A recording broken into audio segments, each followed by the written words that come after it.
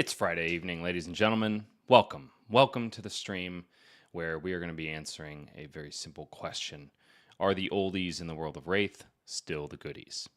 This is a question that I'm very excited about because of a couple of heroes that I kind of think are just either well-positioned or got a bit of a bump from the latest release from LSS, which is, of course, Rosetta, the booster set that is going to be changing a lot of things in our CC meta, and comes off the back of a really intense and sweeping CC ban.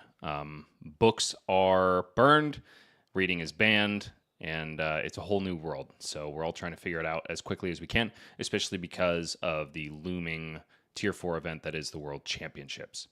Thank you all so much for being here. I'm really excited to kick off my weekend doing this. The night slot I know is not usually where we want to be, but I think it's going to be a lot of fun anyway. We're going to have a great Friday evening, and that's that. I've decreed it.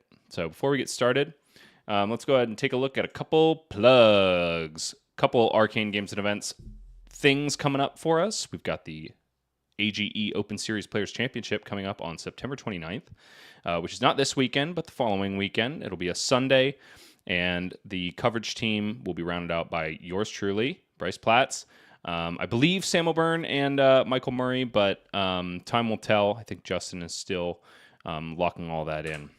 Furthermore, we're adding, as I'm sure you've noticed, a lot of gentlemen to the AGE Stream Dream Team. It's headed up by myself, and then, of course, we've got Joshua Rath coming at you pretty much every Monday at 10 a.m., Jonah Overholt hanging out Sunday Fun Day, usually in the early afternoons. And then we've had a couple streams by Jake Torres. We got Andrew Rudin locked and loaded. That should be coming this following week.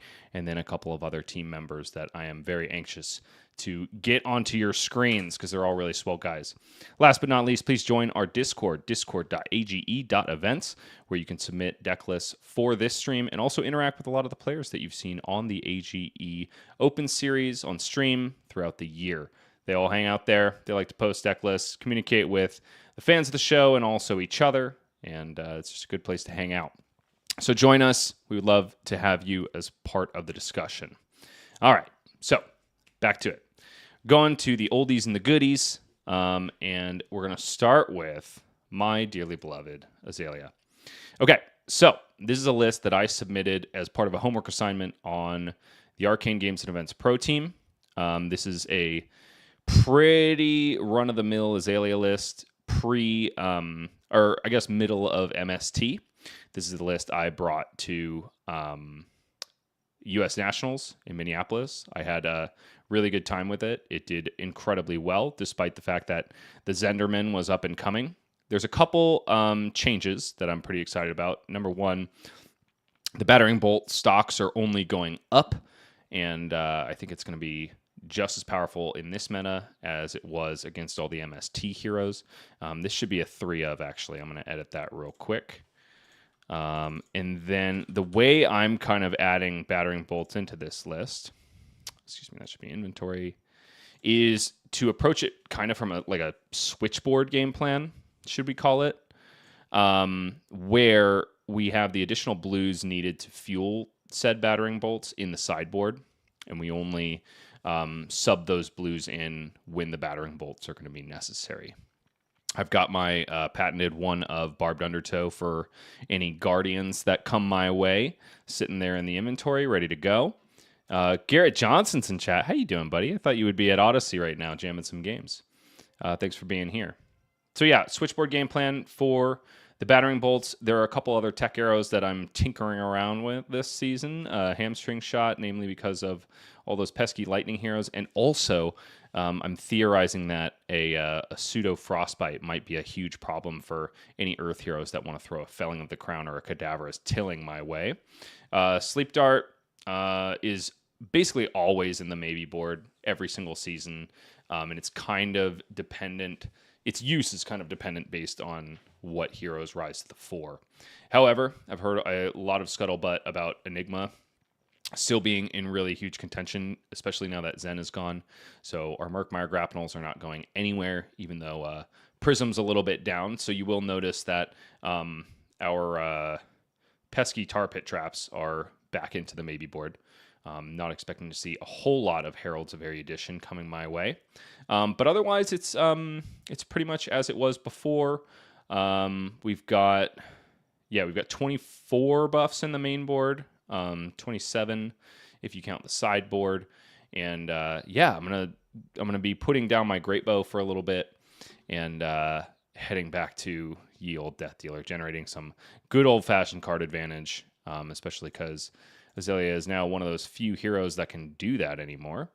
Hey, I found a Florian. Let's go ahead and take him down if we can. This is going to be a bit of a grindy matchup, or so I suspect. So I might bring a couple extra cards. We'll see here. I've also been... We always go first because we always want to get the dream. I'm going to just try a bit of tech here. I'm going to try out the Dread board. Because a friend of the show and teammate Andrew Rudin said it's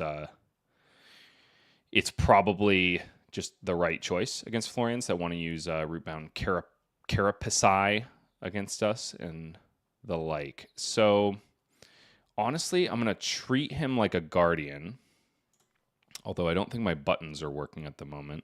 I'm going to leave the battering bolts out of the side, I think. And yeah, we'll test out this hamstring shot. I would rather have more against him. Fatigue shot also seems pretty darn good. Oh, I see. I already have 2 in the main board. So yeah, we'll send 1 out in favor of a hamstring shot. That's fine with me.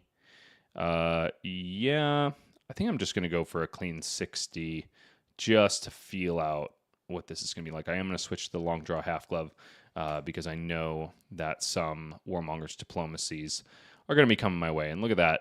We're so good at the video game, we always knock the death whistle. So I've got the premeditate, which is fantastic because I'm definitely going to get a dominated arrow here. The question is, do I use this? I think I do have to use this Rain Razors to load the Bolton shot first. See if we can draw another buff. We sure did. Look at us. So good at the video game.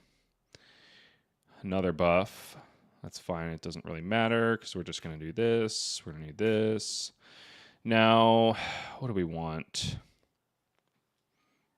I feel like we might just want to send as much damage as possible early on. So it might just be an infecting shot. Generally speaking, these Florian decks aren't going to be making too much use of action points. So I think it's just choose the infecting shot and then hopefully trigger or use our codexes to send infecting shots multiple times during this game. Hope everybody's doing good tonight. Glad to have you here. I've got a pint of homebrew in hand, and I'm playing some Fab. What could be better?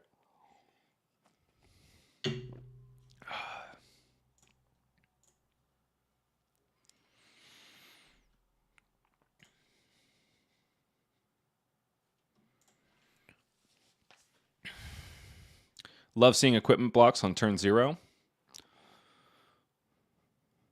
He could send 4 more. Still doesn't quite get him there. Unless he's got a Summerwood Shelter. You do have to be careful of the Summerwood Shelters in these Florian decks. Maybe an argument to be running the Battering Bolt, but they're usually only 3 ofs. So, I don't know if it's worth targeting. Found ourselves an infecting shot for the Arsenal. Not our best Arsenal target. But it could be all right here. Oh no, my button swapped me back off of Dreadbore. Whoopsie daisy. Guess we're playing good clean Fab here with the Death Dealer. Justin Kinnison, thanks for being here, dude. Justin says drill shot isn't a bad option either to threaten armor value on turn 0. I tend to agree with you. I usually make these turn 1 knock the death whistle decisions based on what I most likely want to use as a Codex of Frailty target moving throughout the game. So it's definitely a good consideration, especially if I don't have that pitch card early on. However, go with the infecting shot here just because I think that's what I want to be recurring against this Florian. I want to put a lot of pressure on him. He's packing the Earth's Embrace. Wait a minute. Is he going to banish an Earth card? I'm pretty sure this Earth's Embrace is going to go away because he's not going to be able to banish an Earth card. Okay, whatever. Garrett says Battering Bolt is scary when I'm playing Oscilio. You are absolutely right, dude. That's exactly one of the reasons that it's here. I don't care about Reaping Blade.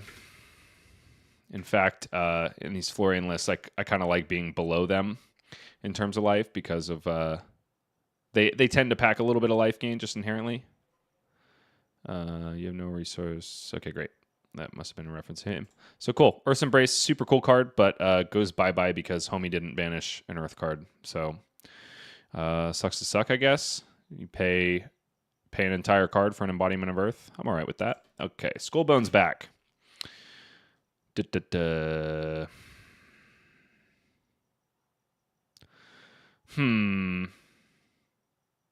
It's honestly less than stellar. Here, I'm gonna have to pitch a card no matter what. So I don't really think it's worth it to try to do any shenanigans here with like Azalea. I think I'm just gonna send 2 buffs. And then the fatigue shot, which is a little bit risky because our opponent has 2 Earth cards and an action in their grave. So I'm very much punished here if he sends exactly Plow Under next turn. But my hope is to set up a little bit scarier of an arrow next turn, especially because Tunic is going to be online, and Take Aim is just an incredible arsenal target. You want yourself to have a buff, but might as well have one that does some reloading on top of it. Goodbye, Grasp of the Arknight.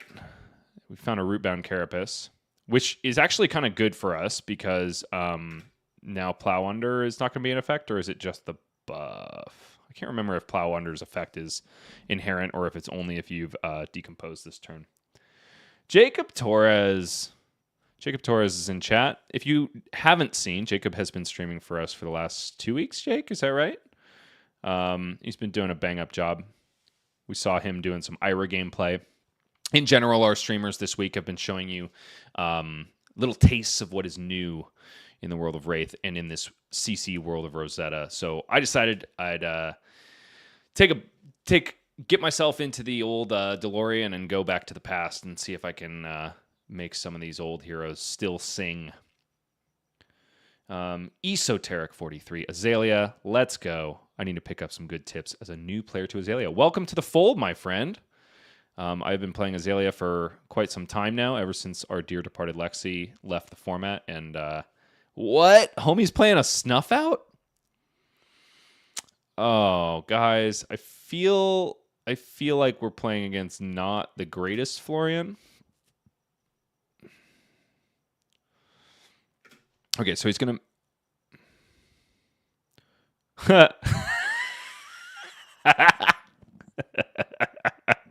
I don't know, guys. Should I block 3 to not lose a card? I don't know. Oh, sorry, man. That's a bummer. Okay. I know it seems odd, but I am tempted to block with the Knock the Death Whistle here because I can go too wide with this Bolton shot. And I also have Tunic online, so I'll be able to reload for free. I don't know. I have 2 buffs. And I could draw once more and send a 1-cost arrow. Oh, but I couldn't because of that. He gets a card no matter what. So honestly, Knock is not ideal.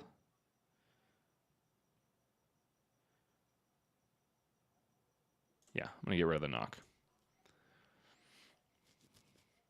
Man, Snuff Out is a sad card when it's for 3. Yeesh. Jacob Torres says, how goes the Talishar games? He's going to get rid of the frailty. He totally could. That is an option. Drill shot, huh? I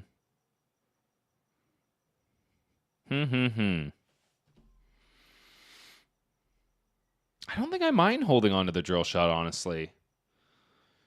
I'm going to leave that on top. I'm going to go take aim. Deny the reload because we want to reload this Bolton shot. We'll front load all of our buffs to see if we can ensure that this Bolton shot hits, and you better believe we're going to send that drill shot if it connects, because we're counting down the time until we get hit with a plow under or a felling of the crown. Justin Kinnison, only if they decompose, believe the attack buff is static based on cards and banish. I think you're absolutely right as well, Justin. It's one of those things I get scared about when I'm actually in the driver's seat. All of this knowledge is really easy to keep in your head when you're casting because you have nothing on the line. Second Rootbound Carapace, love to see those gone. Also love that he's decomposing away when it doesn't really matter on offense for him.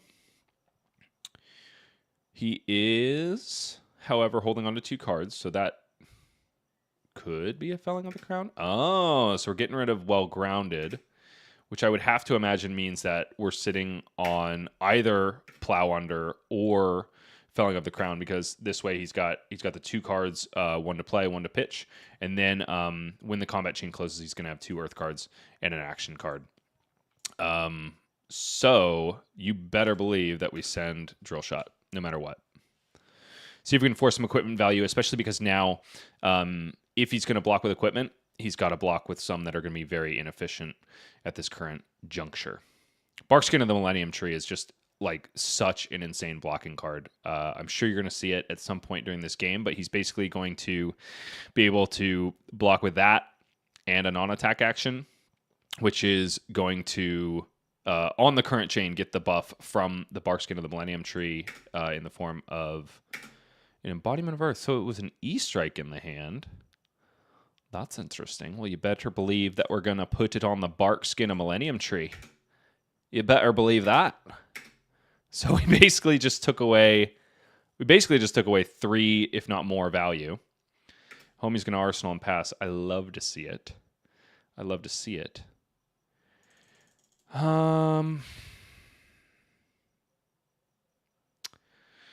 Yeah, so this is a less than stellar position because I would really love to play my Codex, and I would also kind of really love to play my Knock.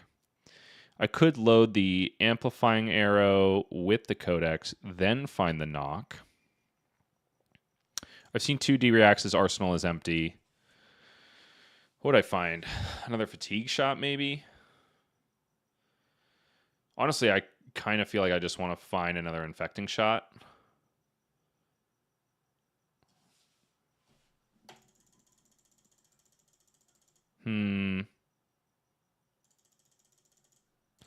Yeah, I think that's the play.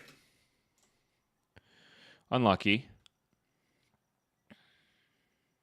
Didn't find ourselves another buff. Let's see if we can get lucky with what's on top. If only you were the buff. I mean, if only you were the buff. All right, so we knock here. That's fine. Could be worse.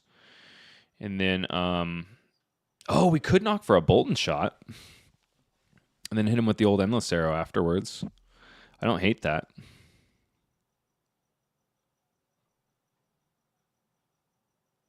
Yeah, I don't hate that, honestly. Let's do that. Yeah, we'll put a name counter on it, whatever. We'll give away information. We don't care. We're drinking beer. It's a Friday night. We're having fun.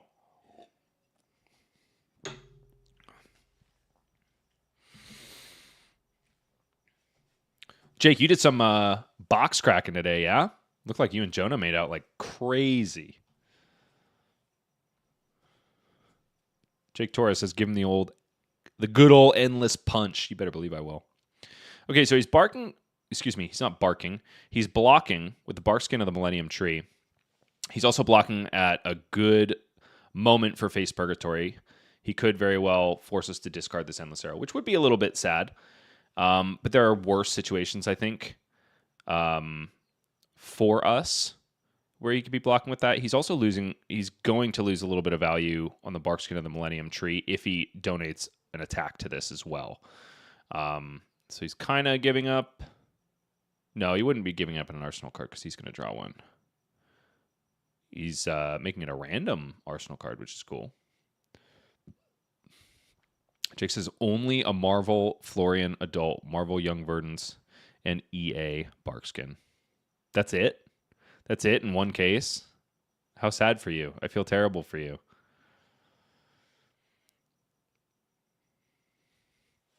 Really wants to block with this Barkskin and Millennium Tree. There is no way. Are you serious? There is no way. What is homie doing? What is homie doing? We know it's a seek and destroy, but we're going to look. Oh, wait a minute. Did I bottom that? No. I knocked. Red in the Ledger is actually kind of a crummy arrow in this matchup. And honestly, it's worth considering siding out. Based on our opponent's deck, however, it does seem like he wants to go again sometimes. I'm still going to send it to the bottom because I'm way more scared of all of those, all the bigger Earth decompose attacks than I am of his cute little Rune Rager swarms every now and then. I really don't understand how homie's blocking. He got literally one block value off of Barkskin and the Millennium Tree, which should be giving you a minimum of 5 if you're blocking with it well. And he's potentially donating Face Purgatory to not even prevent an on-hit. I don't know. Justin Kinnison says, is it all right to call out potential playlines? Don't want to backseat game. Hit me, dude.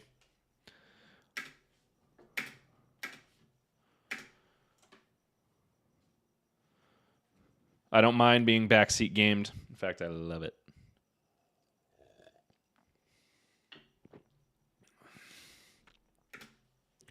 Sigil of Deadwood. That's a go again card.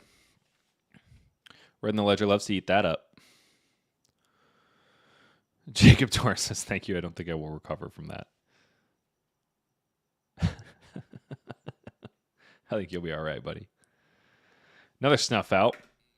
This time not weakened. By a fatigue shot. So potentially I have to care about this.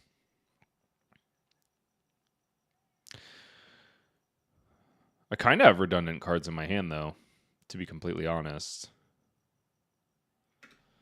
So I'm probably just going to full block this out.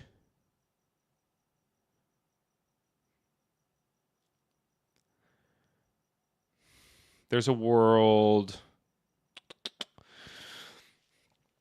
If I see a buff on top, I would love to have this Endless Arrow in my hand, because then I can just use my Tunic and send it. If I don't throw these cards in front, I might feel bad if I want to do a snaps into Codex play. So, honestly, I think I only want to give him one card here. I actually don't know if he's running these Warmongers based on the cards he's playing. So I think I'm going to hold the Half Glove until I have something I actually care about. I think I'm just going to let it hit, discard the Fatigue shot.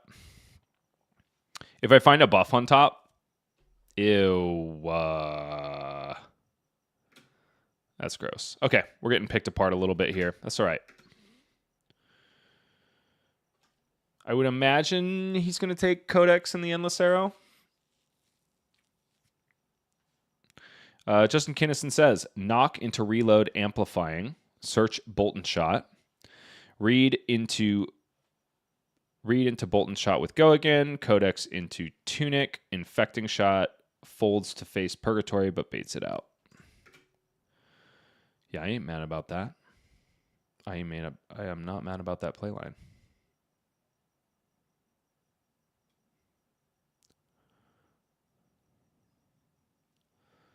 Okay, so yeah, he took Codex. I give him Fatigue shot. So homie ripped 2 cards out of our hand. We still have a pretty solid play here. Ideally, we find. Oh yeah, Reaping Blade. Yeah, whatever. Hit me, homie. Ideally, we find a buff on top. We Azalea into it.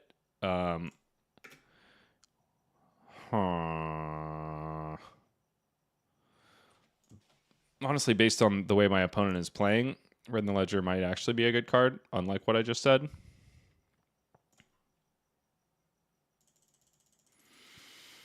Blurg.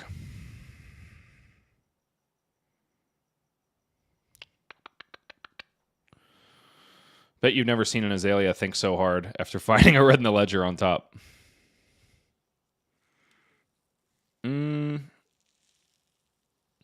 Yeah, I think I'll send it and see if I can set up a 5-card hand. Honestly, I don't love it because I feel like I'm about to get plowed under. Oops. But homie's out of armor. And this definitely keeps us from getting like absolutely blown out next turn. It's just red in the ledger feels so terrible against certain classes, i.e. brute. Like I sneak through a red in the ledger, even KO, where it's like, okay, you can't do that whole blood rush thing to me, but then they send swing big for 8, and you're like, well, pretty much still on par with me, damage-wise. So, but we finally got our tunic value. So that's cool. All right. Homie's running a lot of 2 blocks, which is interesting. This is definitely more of a mid-rangey, aggro-leaning Florian than I am used to. I'm much more used to, when I see the Reaping Blade, seeing somebody... Oh my gosh. Did somebody forget how red in the ledger works? This is why you have to play the old decks every now and then, man. Yeah, great. So we IP2'd our opponent.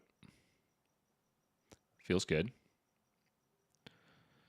Why do I have Murkmire grapnels? That's interesting.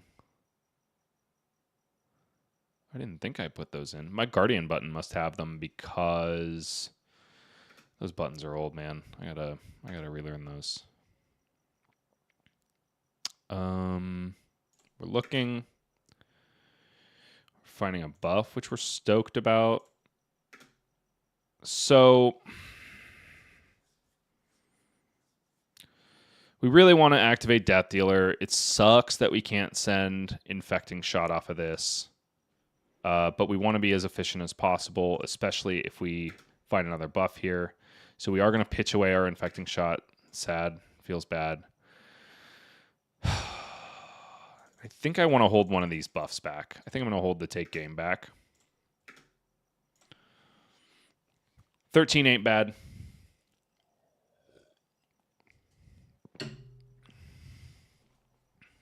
The reason I'm holding the buff back, like if this was a dominated arrow, I would probably have just ripped it.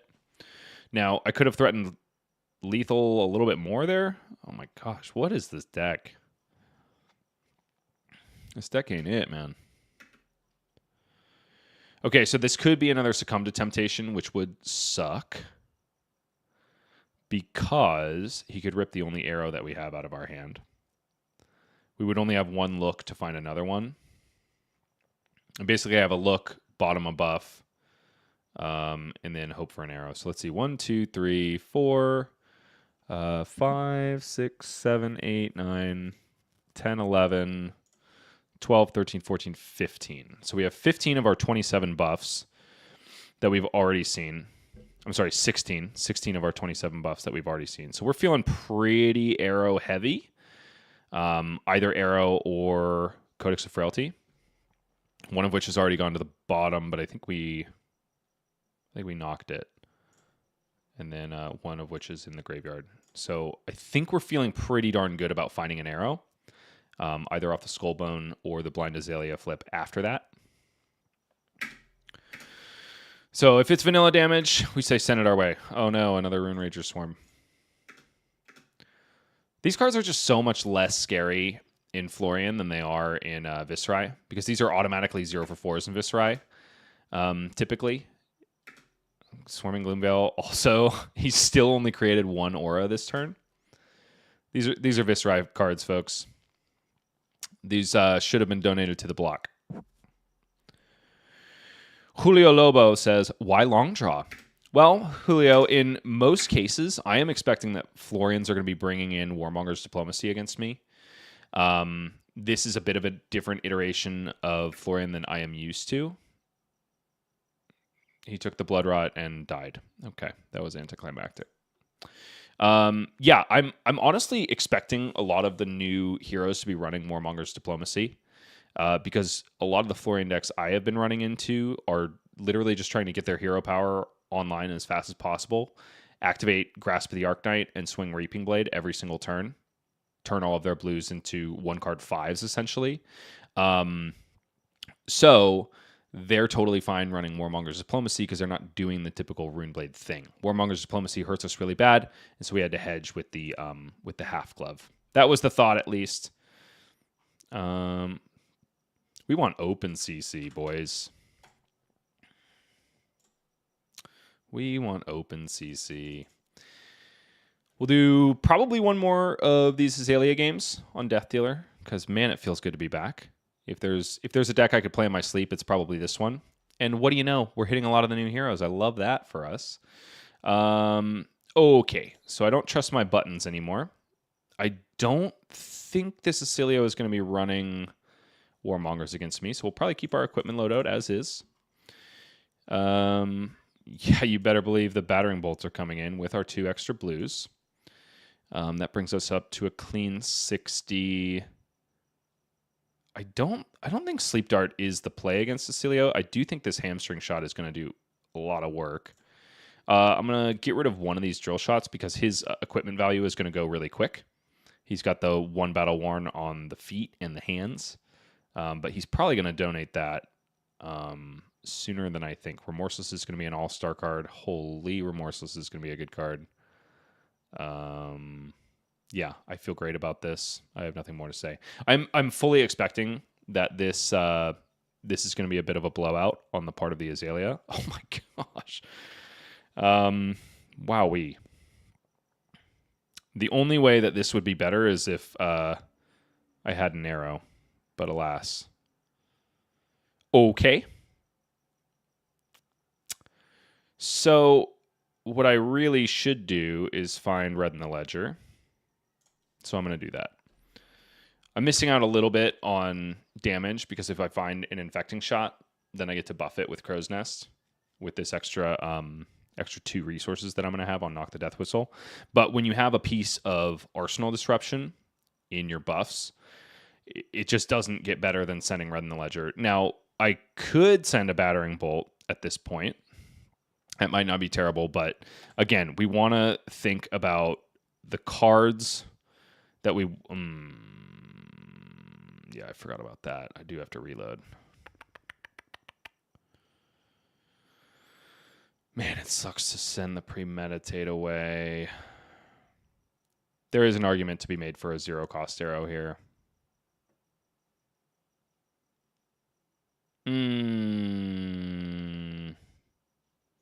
Yeah, I'm going to have to send the Premeditate away, which doesn't feel great because then I don't get to start with an arsenal.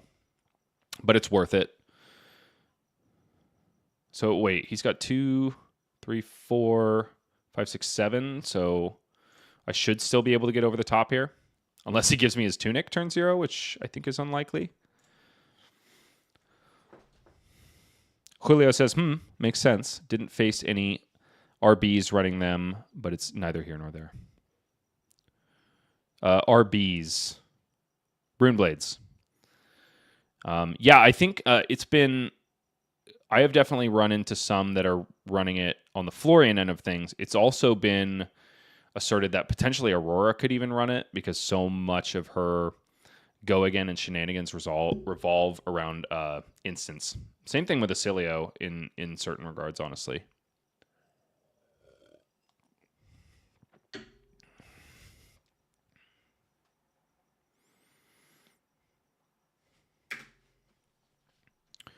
Yeah, we're connecting. He's realizing that he can't block me out, even with all of his armor online. It's important to note that Oscilio likes this Arcanite Skullcap because he starts with it online. Starts at 36 life.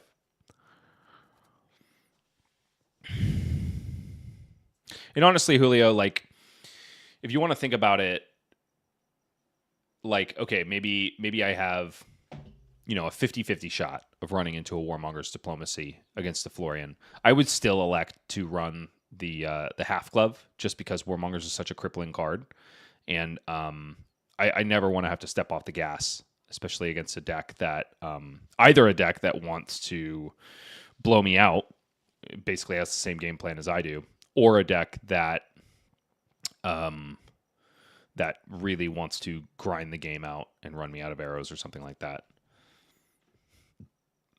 We're blasting. Oh, yeah, he undid. He's taking back his sigil. He's realizing that he needs the sigil out in order to play the blast in order to get any value here. I hope he is also realizing that he's under the effect of red in the ledger. So this is going to be his only action here. I don't know if homie's realizing it.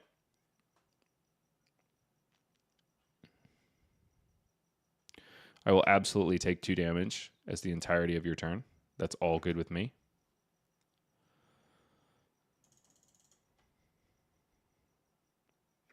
Cool. Activate Volzar. Pass.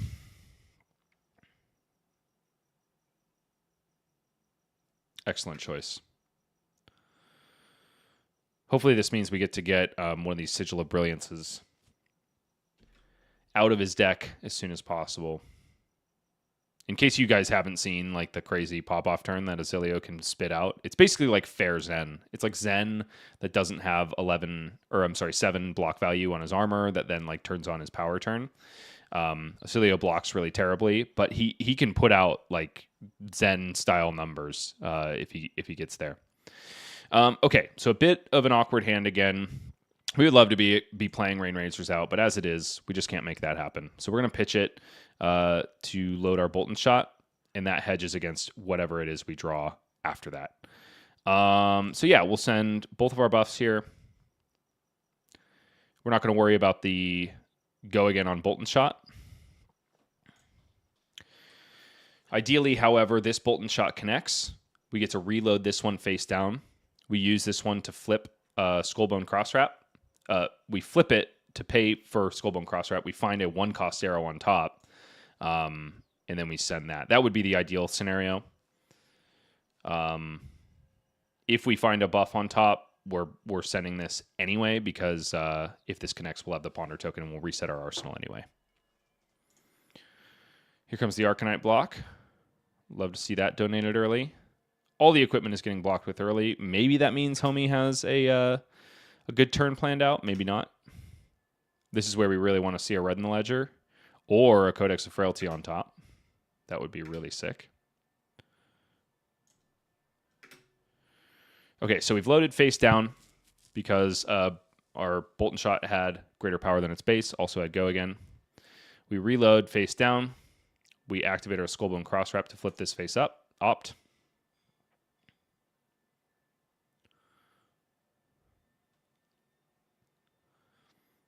Julio Lobo says, I can see it. I ran long draw into a lot of matchups and was never sad to have 1 extra block. It helps with some hands anyway. But I'm just learning the game, so who knows? Welcome to the game, man. Always happy to hear that more people are joining the fold. It's a good game. So we see a buff on top, which is something we don't want to flip with Azalea. Instead, we're just going to donate it to our arsenal via the Ponder token that was generated when our first Bolton Shot hit. So yeah, this is a pretty innocuous 3 damage, but that's kind of the best we can hope for at the moment. We definitely don't want to bottom that buff and blind Azalea, I don't think. Especially because that buff is one of the best ones to start in your arsenal.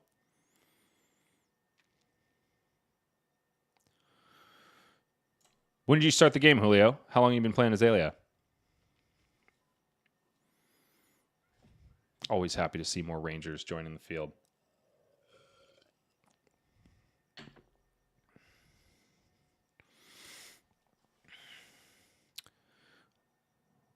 Oh, he found another sigil. That's less than ideal for us. So if he already thought this was going to be a pretty good turn, this could get out of control. I would imagine it was in his hand when he decided to block with equipment. So while he thinks through his turn, let's go over his equipment. He's got Aether Bindings of the Third Age. This is a new card from Rosetta Wizard Equipment, but it's basically an Oscilio card. Destroy this at no cost, instant speed. Until end of turn, whenever an aura permanent you control with Sigil in its name leaves the arena, amp 1. So not only at that point is he amping an effective 1 every time Volzar the Lightning Rod is activated, he's also amping 1 every time one of these sigils leaves the battlefield. And that's ideal for him because anytime Sigil of Brilliance is leaving the battlefield, he's drawing cards. So it's a combination between that and then Lightning Greaves giving him action points every time he plays an instant, including these sigils. I definitely am resource rich. I arsenaled a take aim.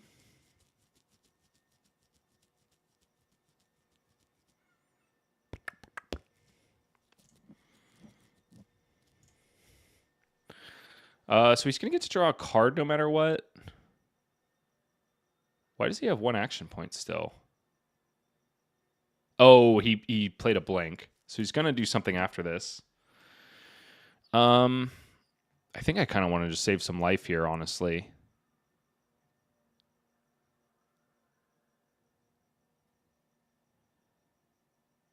Yeah, I want to save some life here, and I'm going to do it with my blue just in case his follow-up is more arcane damage.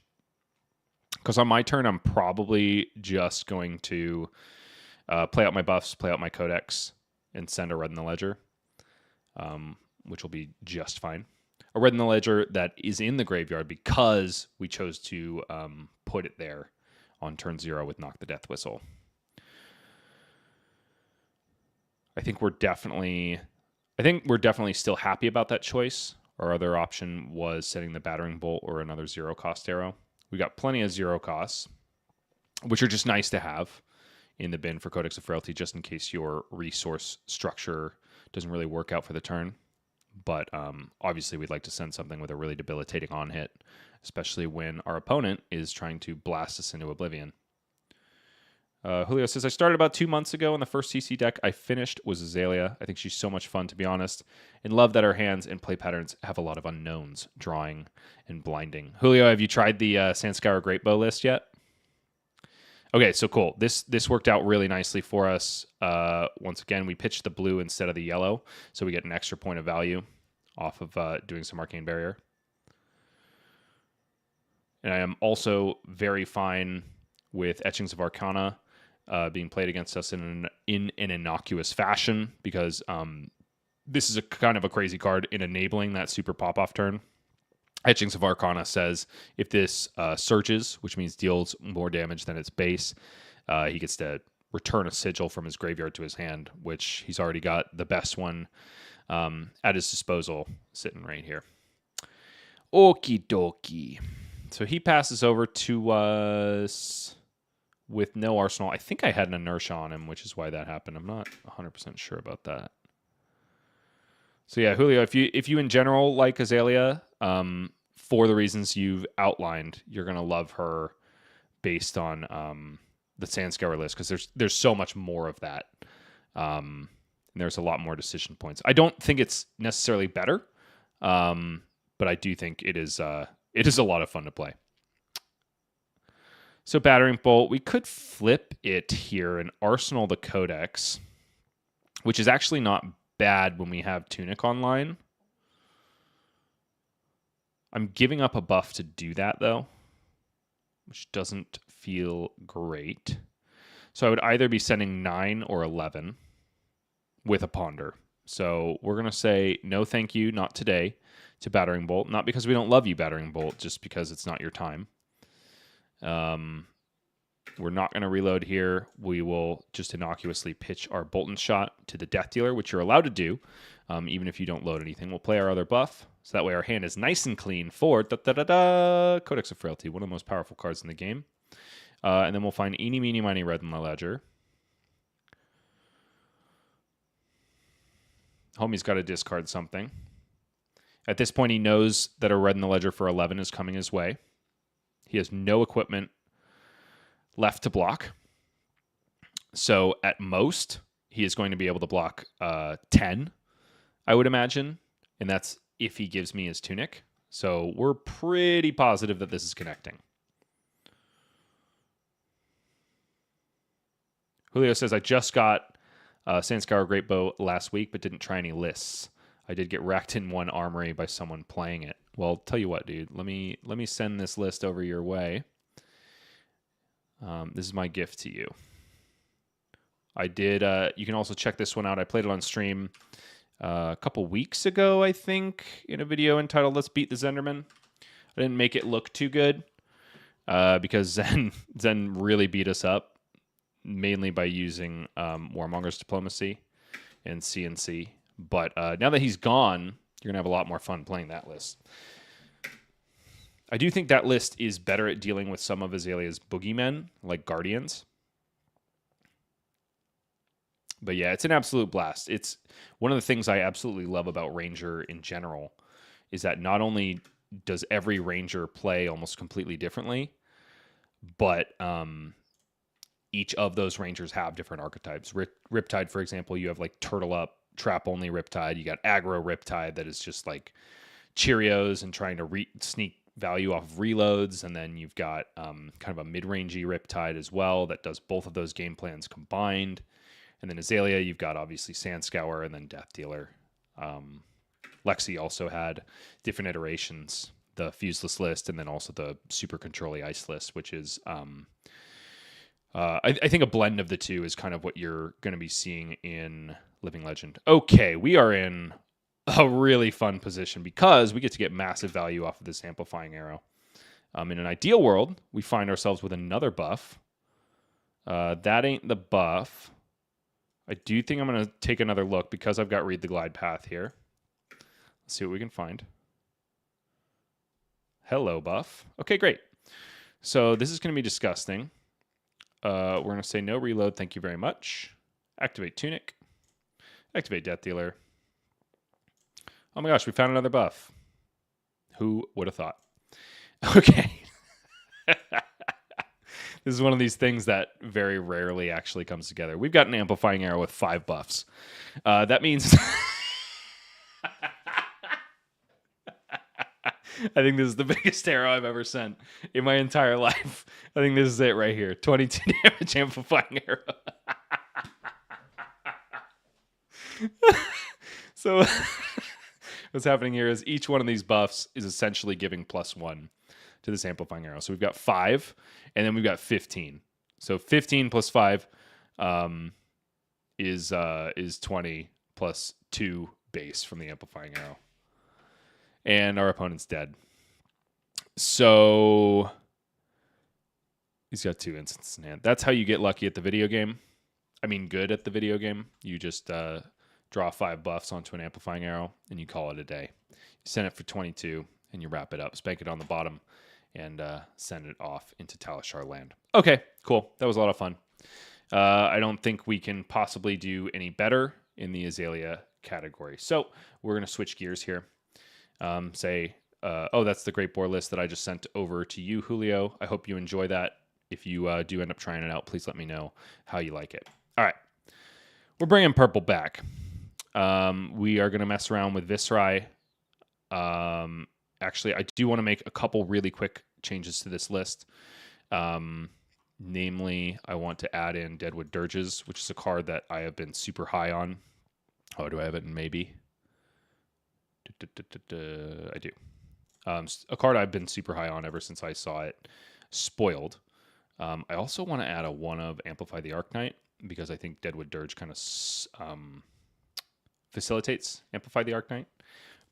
Excuse me. Believe it or not, I'm going to put Revel in Runeblood in the inventory because a lot of these Earth heroes that, like Viserai, is an insanely good aggro deck if you can hold on to 4 and 5 card hands every single turn. The Earth cards that rip even one of those cards out can prove to be incredibly problematic, especially when your power turns are going to revolve around just resolving 2 cards and then also needing an attack on the other end of it. So that's my reason for doing that. Revel and Runeblood will only come in when we know that we're not going to be disrupted by our opponent, and probably mainly in the aggro races. The nice thing about Deadwood Dirge is it's kind of somewhere between Read the Runes and Revel and Runeblood on a stick, and it's got Go Again. And we're super into that. And Revel and Runeblood can be a little bit awkward now that the build has shifted a little bit more to a Nebula Blade focus in terms of resource structure and also the cards that you're sending out. I am incredibly excited about Viserai because all the new cards from Rosetta have just made Mordred Tide so insane. Like, back when we were running Rosetta Thorn, the typical turn you wanted to do was Mauvrian Skies or some other form of Go Again into Shrill of Skull form, which is not even here because it's a 2 cost and we like 1 cost now. Shrill of Skull form into Swing Your Weapon. And that was great because Rosetta Thorn was an incredibly pushed and good weapon. Once that goes away, that turn structure as like a bread and butter is just not quite enough to compete in the meta. But now we've essentially got Shrill of Skull form in 1 cost, and that's hit the high notes. So it's not pushing through a breakpoint, but it is a 1 cost that then allows us to swing a breakpoint that also has non-hit. Our weapon is now creating rune chance, which is super cool, but if you read that pesky little clause at the end of Revel in Runeblood, it says at the beginning of your end phase, destroy all rune chance you control. So Mordred Tide equals super cool now because we have cards like Deadwood Dirge, Malefic Incantation, Hocus Pocus to create extra rune chance on your Mordred Tide turns for very cheap, cheaper than they've ever been before. And then you've got a cost structure that is leaning more towards Nebula Blade. That's the reason we want to be a little bit more sparing about when we throw in what has been arguably Viserai's power card since day 1. Okay, cool. Enough about that. We're also going to, I think we're going to sub out 1 or 2 of these Rune Rager swarms for a Rune Flash. You just find yourself with so many rune chants sitting around that I'm really inclined to include more of these discounted like rune chant discount cards, shall we call them. Rune chant payola. Okay, we got 4 too many cards.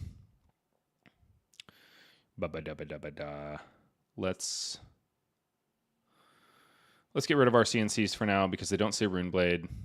Joshua Rath was making fun of me the other day for including them because they don't say Runeblade. And I get where he's coming from, but also CNC is kind of a good card. I don't know if you guys have heard of this card. 3, 6, 9, 12, 15 blues feels like not enough, honestly. So I'm going to maybe board my Consuming Volitions just because Snuff Out is better in all regards. And I also want to add 2 blues to this. What am I at? 79. I want to eliminate 1 more card. I love Rattlebones so much. But maybe I don't need it. Okay, I'm going to move Rattlebones to the maybe board. I'm going to add 2 blues. And I think those blues might be books. I'm curious in exploring this card because boy is it a lot of fun to gamble. But also I think it might just be the right call. In my experience, like you kind of just don't get there with Viserai unless you lean into variance a little bit, unless you treat your deck a little bit like a slot machine, especially if you do it smartly. Like it's basically the Runeblade equivalent of rolling scabs. In finding the moments where by doing so you're playing to your out is a really interesting puzzle, and I just love that about this deck. One more thing to cut.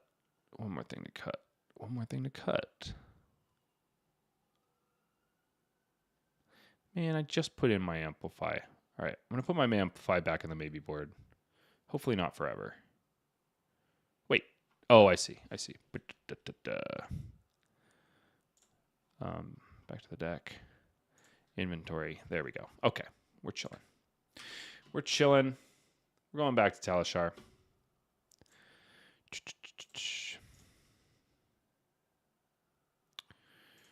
We want to be in that open format. Let's see if... Wait a minute. Jonah Overholt's in the Discord. Jonah? Hey, how you doing, dude? Do you want to play some games or what?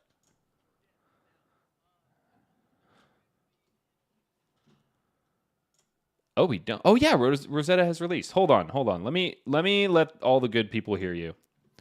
Jonah Overhaul is one of the AG Pro Team streamers, and he's gonna come on in and help me out with some games. How you doing, Jonah? Good, buddy. I'm doing good. Glad to be here. Dude, I'm so glad to have you here. It just became a party. Yeah. All right, dude. What do you want to play? I'm playing some Viserai, so you do with that what you will. Yeah, I'm gonna continue coping a little bit. I'm gonna play a Rhinar list I've been working on. I want to see it. Yeah, I'm coping hard, dude. I can't get off of him. He's Hell too yeah, too dude. fun. Why should some things never change, and I don't want them to. All right, Yeah, that's what I have to say exactly. about that. Plus, we got a new card in the set. Oh, but Splattered you're not gonna Skull. run it against me, right?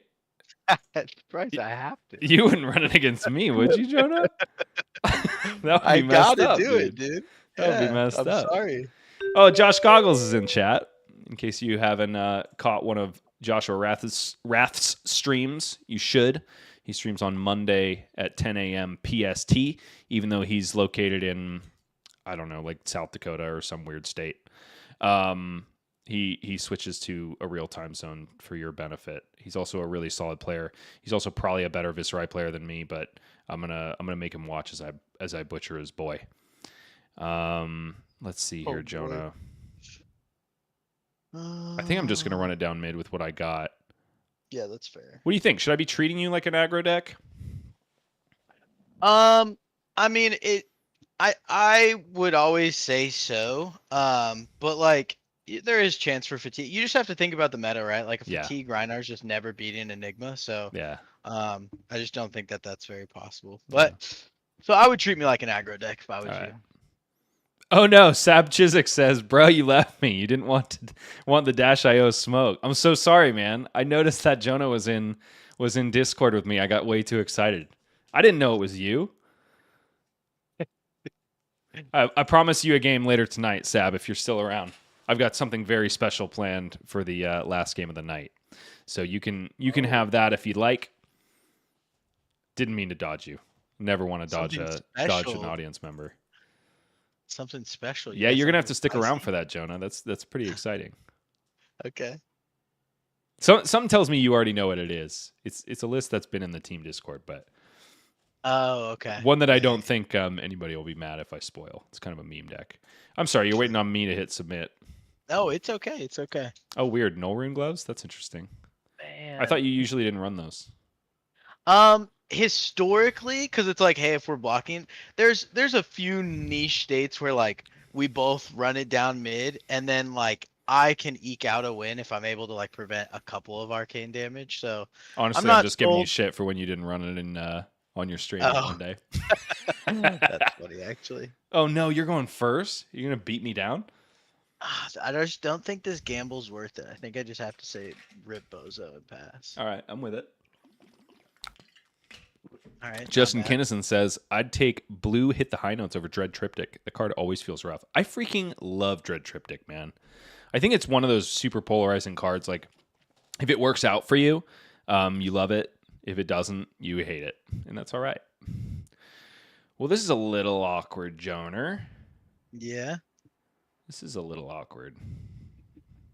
I can't say that I'm upset about that, but It sounds like you're pretty mad.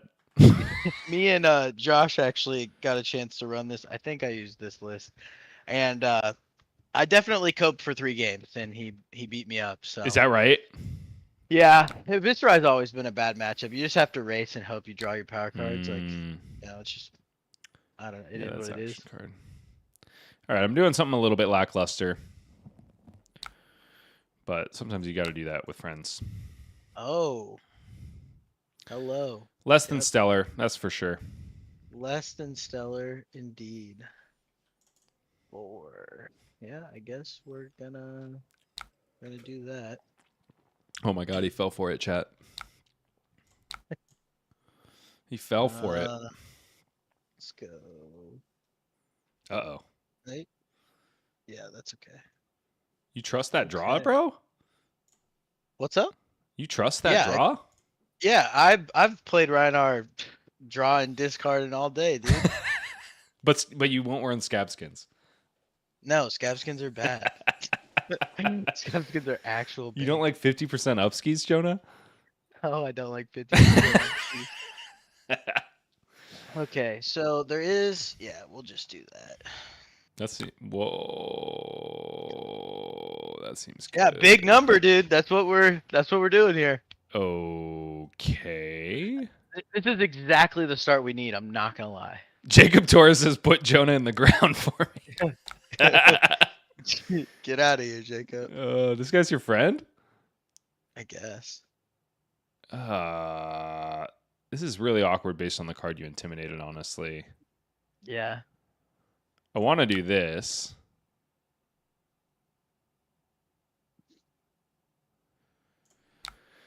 But there's a world where I should just do, excuse me, I should just do this. Jesus Christ, Jonah, 16. I know, dude. It was a good draw. That's so filthy rotten, bro. Yeah, there we go. Oh my! Yeah, we made it, boys. Oh. Oh right. shit, that sucks a little bit. Nice bait. Yeah, wow. Would you just take 3 off of that? Yeah, for banish 2 blues and a blood rush, so that's a little rough. Holy shnikey, dude. We may have needed that blood rush. Not gonna lie. Holy shnikey. All right. I mean, with the good comes a little bit of bad, right? The card you actually found was CNC, right? Yes. Okay. Well, that's lame.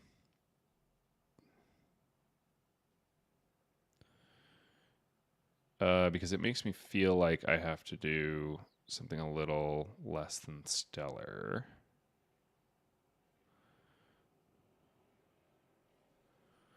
Because CNC comes my way next turn. I honestly kind of just want to do this.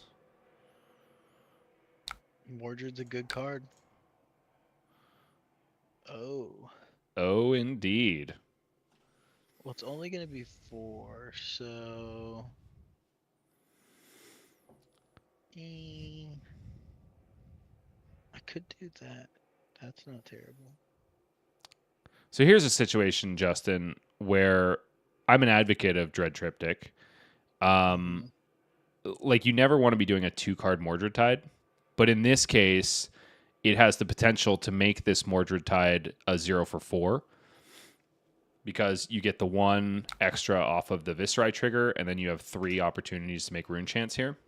Mm-hmm. And if Jonah lets them all hit, then which he let 1 miss, so he knows the power. Sorry, I did that wrong. He did it wrong, so don't worry about it, folks. 1. Jacob says I gotta go to sleep, so hearing him lose is exactly what I need to sleep. Jesus. Friends like these, huh, Jonah? Criminal, honestly. God damn.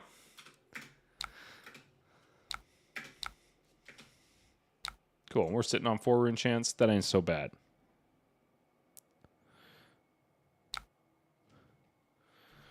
That ain't so bad. Do I have the pummel, though, is what you need to ask yourself now. Literally never. Literally never. I'm not even going to think about it. Yeah, I mean, I wouldn't think about it either. Honestly, my hand is a little bit doggy doo-doo. If you don't think about it, it can't hurt you, Bryce. I can always be hurt, Jonah. Man. I don't like this hand.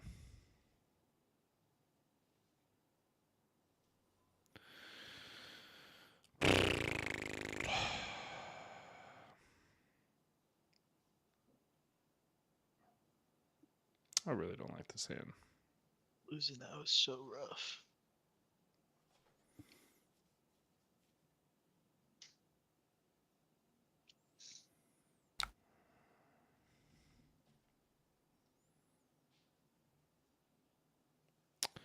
Yeah, I think I'm just gonna let you take it. Oh boy. Feels pretty lame, but there it is. Okay. It becomes me. Mm-hmm. We're gonna do that. We're gonna find some source of Gorrigan. Mm-hmm. We'll just make it a...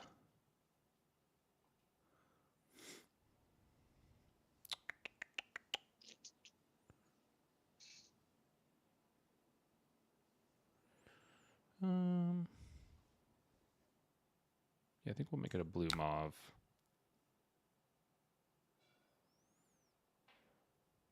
Right? Yeah, I think I'll just probably just want to play it first.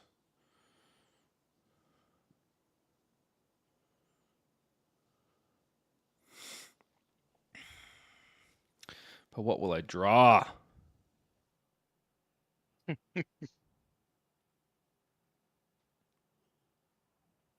No. Remember, you said you got to treat it like a slot I machine. know what I said, but now I'm scared. I get it. Now I'm scared.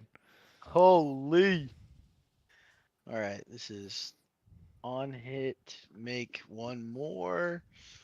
5, 8, 9, and then I imagine some shenanigans. It's a little sussy. Are you calling shenanigans on me, bro? A little bit. 1, 2, 3, 4, 5. I kind of hate it. I'm not gonna lie. I wish I could keep that. You can't though.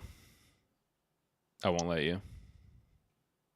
Oh, I mean, I could do that, which is cool, but this hand is a little meh. I love that for me. Producer Justin's in chat. Jonah, say hi to Justin. Justin, what's say up, hi buddy? to your Lord and Master. My Lord and Savior, Justin.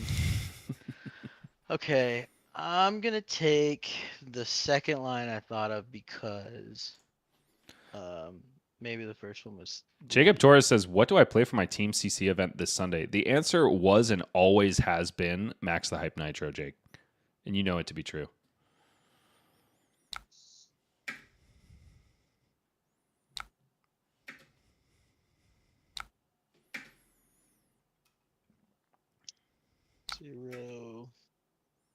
Zero. Jacob says, "Forget I asked." What the? Damn it, my bad, dude. That's it okay. Just passed the blocking phase. It's okay. I don't mind watching you take rune chance again. It makes me feel good. It's good. Good for you. Okay. Attack step. Pass. No, I would like to defend. Oh, that's weird. Why does it keep doing that? Always hold priority. Huh. Okay. Third time's the charm, surely. Hell yeah. One more time. If it doesn't, we'll just say whatever, I guess. And Viserai trigger. Yeah. Now defend. There we go. Third time was the charm. Ooh, another swing big? I know. I'm up Feels skis. bad. It feels bad.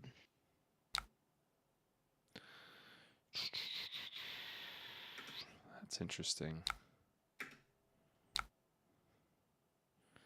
Man, I think the correct answer is just do that. 0. Yup. Block that now. No, we don't block that. Dude, it was like a bygone era. I forgot what it was like to like have a rune chant held over pretty much every. Ew, what? I know, dude. It was such a tough decision because my hand was pretty okay if I took the aggressive line, but this probably saves me some life. Ew. I don't like that, Jonah. I know. I wouldn't like it either. So, okay. When we see the top card, we'll see how upset we are. Man. Jake says choose peace. That'll show him. I'm going to do it then. Because Jake told me to. Okay. Okay. Wouldn't have been upset actually. Now what, this Jake? Is still good. I've been following your lead. Now what do I do?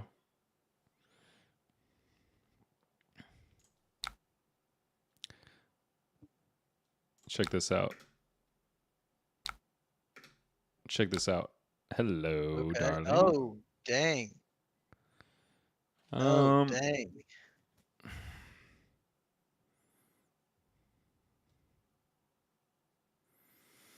I don't think this hand's that dope yet. We need to make it a little doper. We're pretty stoked on my end over here, stream.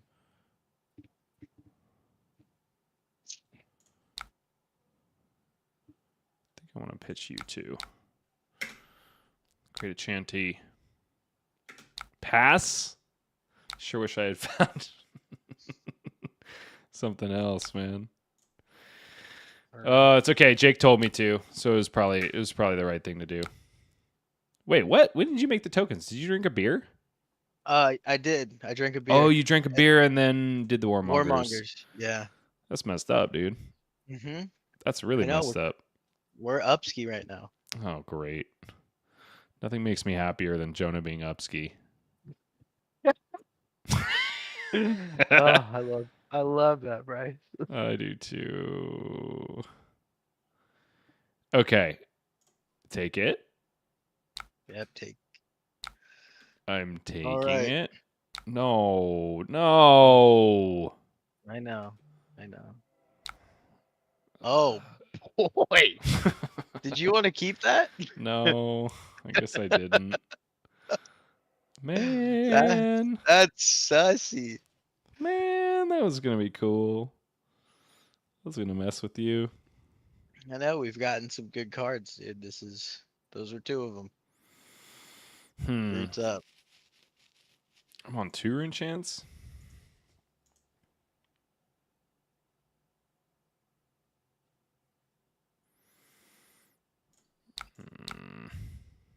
Ooh.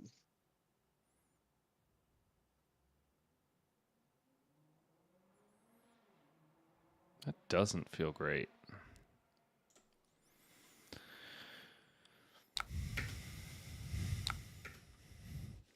Man, that was gonna be a sick turn, Jonah. You just ruined my fun. Oh, poggers.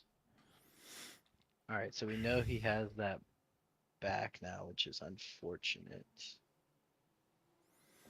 That's still okay.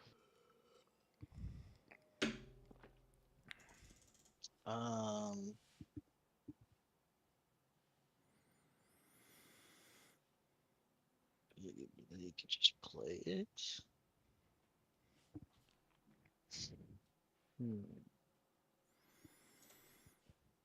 Anybody else excited to play some Viserai in the newfangled world of Rosetta? Any new what am I trying to say? Acolytes to the cult of purple?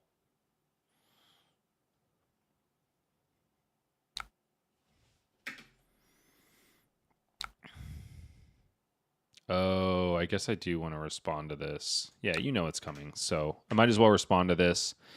This is a fun little trick. Once your opponent has taken the rune chance, if you haven't played a non-attack yet, you can then play Succumb. Once one of the rune chants have resolved, the Viserai trigger off of the Drawn to Darkness will see that you played a non-attack before your attack is resolved, and you'll get a rune chant. Oh, interesting. One of the nice things about Succumb as well is not even the on hit. Honestly, it's just another form of go again for Viserai.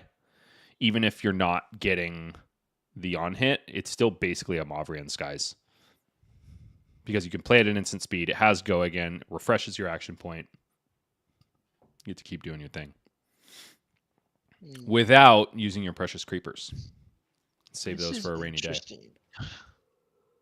If I give up, is that 20? Then I don't have it the rest of the game. Is it worth it? We were just down astronomically, so no. I think we do that. How down are your skis, Jonah? Just a little down, like not the top of the hill, but like as you get closer to like the hot chocolate and stuff. The what? What are you talking about? You know what I mean. I don't think I do. Okay, we have to take that. Friendly neighborhood Nebula Blade. I love that it throws the succumb on the stack. It actually scared me. It scares me. It scares me every time for you. I'm like, oh no. No, not this again. Yeah. And you massacred? Oh, discarded massacre. Right. But that, I don't know. I feel like I'm getting massacred at that point. So I'm getting double NT'd, right? No, only attack actions. Just a 1 in 10. Oh, right. Mm-hmm. That card's fair then. Oh, yes. This is 12 dominate go again? It's part of there's like 2 cards that I just can't decide what I want them to be. They were What is strength wrong rules with all. you? I know. This is heinous. If it was strength rules all though, that might have been sick. I'm not sure what's in your arsenal, but Oh this my is pretty decent, too. gosh. Yeah. So you want to know what the crazy thing is, Jonah? What?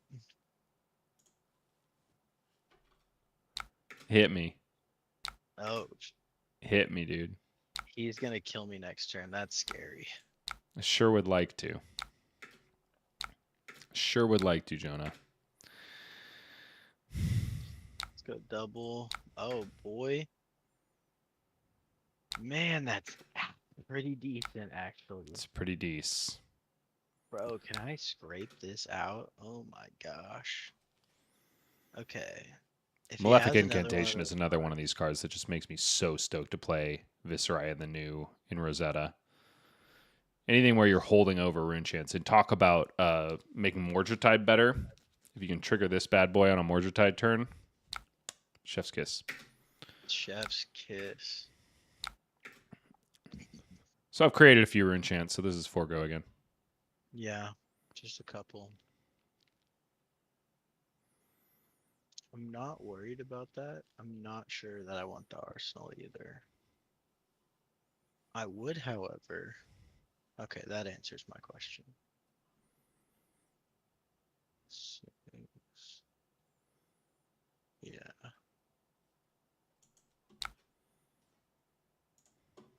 Thought you might do that. Ooh, you got unlucky, dude. Rip. And you know what? You got even unluckier. That's okay. I anticipated this. Did you? I assumed it was a possibility. Oh gosh. Yeah. Oh gosh. I feel like I'm supposed to. Ew. So if I take Tear Limb from Limb, you can still discard Agile Windup, send Splatter Skull. Yeah. That's gross. I know. But I think Tear Limb from Limb is the choice. Yeah, it is. because if you yeah. Oh wait, hold on. Let me think about this. So actually, you have no arsenal. No arsenal, correct. So I will show you why the choice I'm about to make is actually the correct choice. I think. Yeah, I think it's that. Okay. Stay with me, Jonah. Stay with me. Yeah, I'm tracking. Because that. Oh boy. So I'm telling for all of the cards in Jonah's hand, besides the Tear Limb from Limb. That means he's going to have to send the Tear Limb from Limb to Arsenal, which maybe is where he wants it to be, honestly. But I know it's there, so that's cool. I mean, we can't block Arcane, right? Say again. You made, but when Swarming resolved, you had made 3, right? So, okay, hold on. I did Malefic, Yeah, it's unpreventable. play. Yeah. Okay, cool. It tells you, right? Yeah, I just hadn't clicked past. Because yeah, I did Malefic, then Viserai triggered, then Malefic. I thought that was only 2. And I discard. Am I tripping? Oh, it was because I played the Succumb at instant speed before it hit. Man, that sucks. Okay. I think So, yeah, this is give me the 2 cards. Pay your taxes. I don't. You got 3 armor. Pay your taxes. Man, that's tough. Pay up, Jonah. Taxman's coming to the door. 0.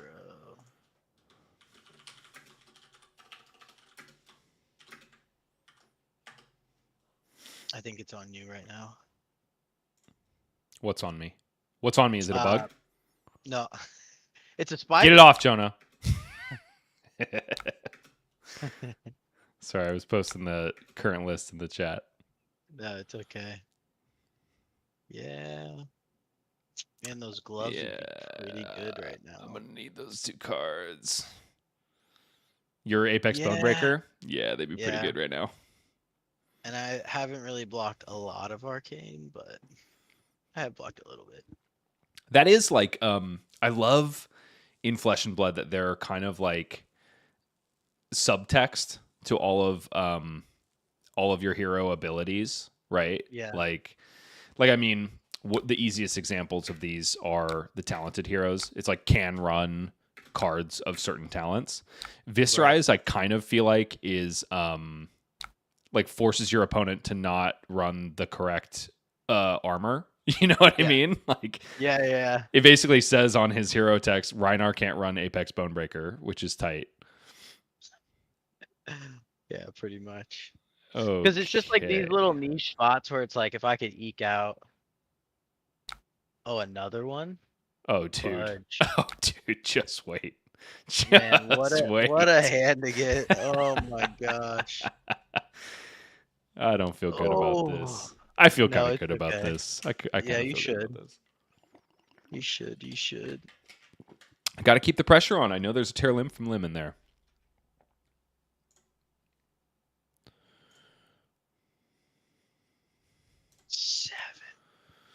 Fuck. Just wanted to say another special thanks to everybody for hanging out on a Friday night. I know you could be doing a lot of fun stuff. You're making my night very fun. And Jonah's night. True. Man, this is bad. Yeah, it's pretty bad.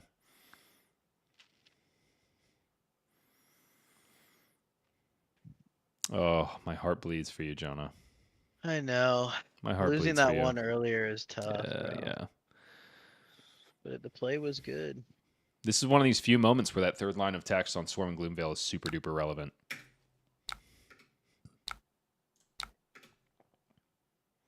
Math 3, 6, probably into 4, 5, 6. Jeez. Yeah. That's good. Dude, I'm just so stoked to be playing Viserai again. Like, he was the hero that I think I was like most excited for when I first heard about this game. I was just like, I have no idea what a Rune Blade is, but I saw Viserai and I was like, that's a Rune Blade. Let me play that. You know what I mean? Like, Yeah. like what is that? I don't like. That's a fantasy class, sure, whatever. But it's like drawing all these little circles on the ground while your opponent's trying to hit you with a club, and then you swing a sword at them, and they all go like, "Hiya! Hiya!" Oh Man, I get to good start with turn. another rune chant. I know. Surely he draws 4 non-attacks, and I'm back in the game. Yeah, that'll happen. So anyway, that's the first one. Okay. So actually, I don't have enough resources, Jonah. That's a good thing to hear. Unlucky, Jonah. Unlucky. Oh, so I guess we'll just have to settle for this. Jeez. I'll choose a rune chant, and then I'll send that. Holy. Yeah. 6. 6, 6, and 6. If you have 2 blues and 2 3 blocks, I think you live. Unlucky 2 yellows and 2/3 blocks.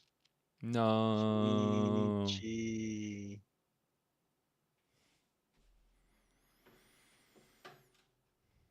No. Yeah. No, that was good. That was It's still a close game. Like if I had not drawn a super dope hand on that turn where I had you on the back foot, that definitely could have been. I mean, because you were sitting on a blood rush. Yeah, I'm wondering if the cheeky beast within thing is just like not it. Like, I mean, I don't know. It's also just unlucky that it happened to be a blood rush in the top 3 cards. Yeah. It was cool though. Got Go my second ass. with that. All right, we're gonna try it without. This felt good. I'm gonna keep this up. Actually, want to double check my stats here. That's slow. I am sitting on a lot more. Oh, wait. Wait a second. Yeah. My ratios might be a little off. I am sitting on a lot more non-attacks than attacks. Like 6 more. But whatever. That seemed to work. Chirp says, I think weakest link versus CNC might be a real shift in the game. I think weakest link is super duper strong in the current format. I think you're right, Chirp. I think you're absolutely right. That's also why I was super hyped on Battering Bolt in Azalea when we were playing her earlier. So let's see, what can I do?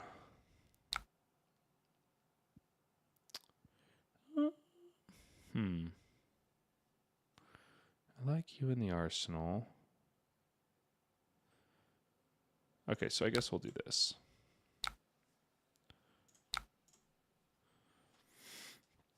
Just doing a little setup, making it hard for Jonah to block it out. We have played a non-attack, so this Nebula Blade is going to come in at a break point.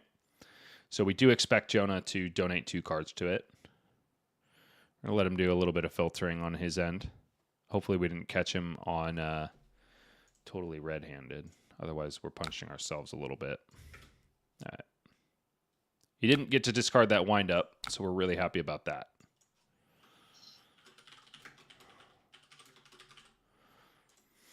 Oh. Jonah, we can talk about this. We can talk about this, man. We could. Ew.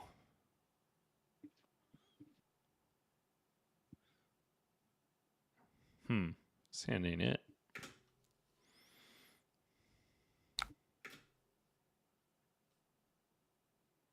No. A little unlucky, but we'll take it. No.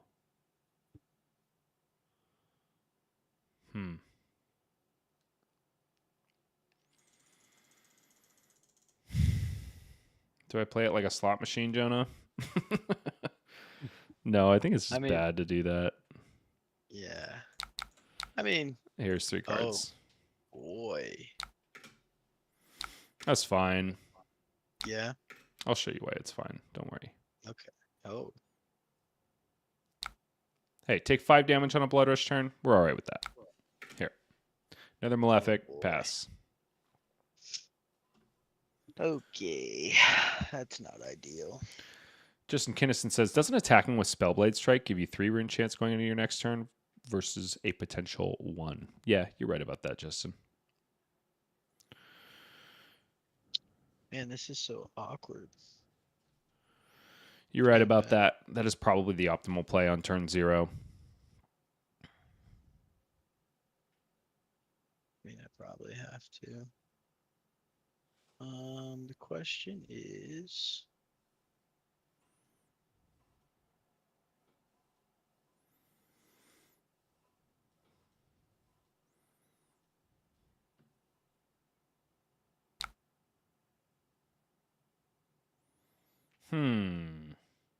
Really?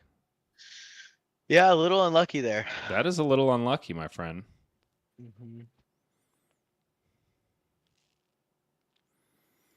Wow. So where's my sigil of cycles? Oh.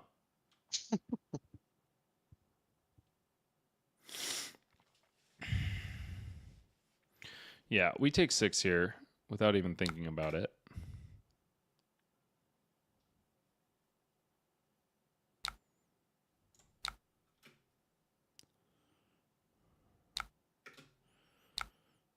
Dude, Swarming Gloomveil is such a good card with Malefic Incantation. Holy.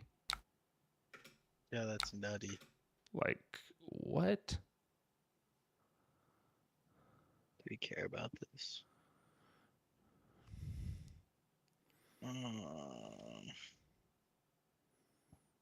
He just sends like hella rune chants. What's a rune chant? There's a lot coming in. I think I would like to block. Yeah, it seems reasonable.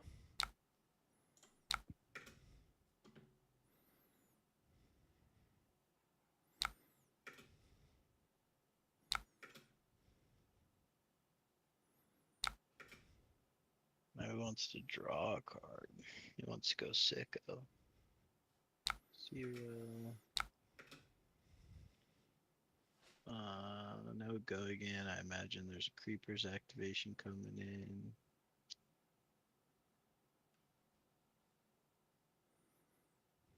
Damn, what if he has another one? Oh, whatever. Another what? Another attack. Yeah.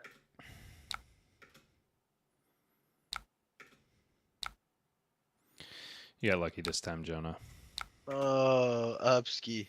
You got lucky this time. Upski.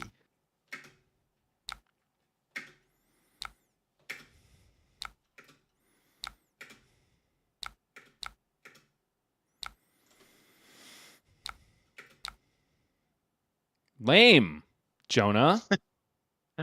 I know. Man. I wish I didn't have to, but you know. I got to see it Ew. out.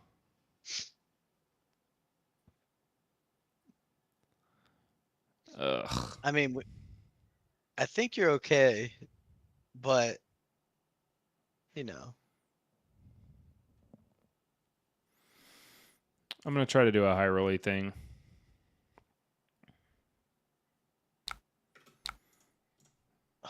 Because, yeah, we're 1, 2, 3, 1, 2, 3.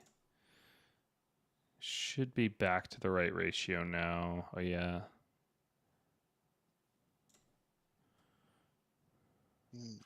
Hold on. It's okay. Pitch that. I'm holding. Unlucky. And now they're back on top, so I'm doomed. I have 2 reds on top, huh? Huh.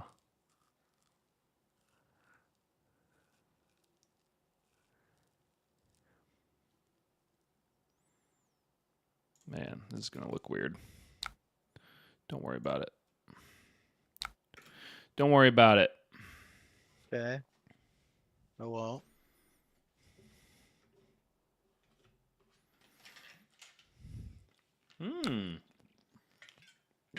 He pitches Blood Rush? Why? Because he played Warmonger's Diplomacy. Sucks to suck.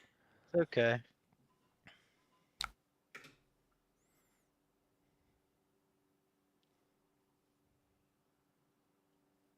Oh. Yeah, you're right. It's okay. It was okay. That was okay. I mean, don't get me wrong, that sucks. Like, this is okay. No, you're right. You're right. I rest my case. Yeah. Yeah, my hand was the only 2 copies because I don't run 3. It's rough. Yeah. 2 Savage Beatdown, Massacre, and Tear Limb, and I was like, Oh my gosh. I want to greed Arsenal Pass so bad, but I just That's can't. so filthy, dude. That's so filthy.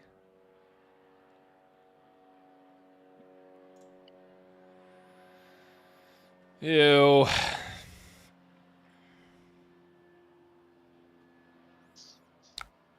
Zero. Oh. Trixie. I get my rune chain anyway. Huh. Isn't there cause to like hide that from me? So the reason I play it out early is because then I get the rune chant. You are right. There is reason to do that. But Okay. I think what I'm saying at this point is I feel like I'm going to go wide enough to where, I don't know, maybe you won't be able to block me out or... No, that's fair. I just like rune chants, man. I just like making rune chants. Well, yeah, but it doesn't make it if you were to play it like as a reaction. No, because the extra one that I'm making is being made because of the Viserai trigger. And up Uh-huh. until this point, I haven't played a non-attack. So I have to Oh, play it okay. before Drawn to the Dark Dimension resolves on the Viserai stack. Okay, okay. That's still good. See, we're not stoked about that, but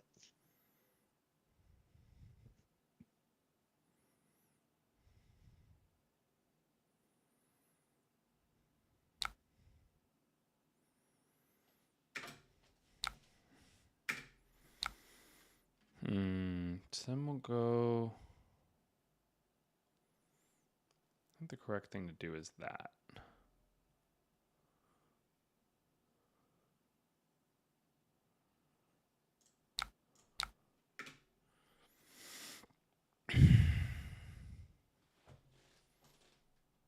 What'd you give me on the block? You gave me a Bonebreaker Bellow, huh? mm-hmm. We assume that means our opponent is blue rich.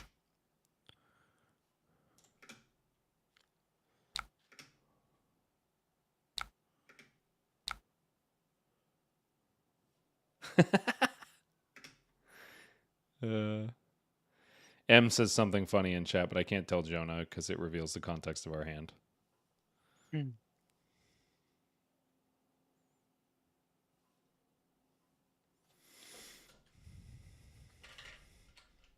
So I mean, he just has another one. Oh, we did have to.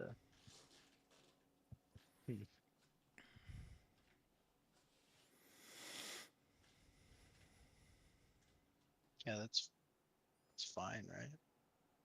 Yeah, it's fine. They discard a card. Oh, I get to pick.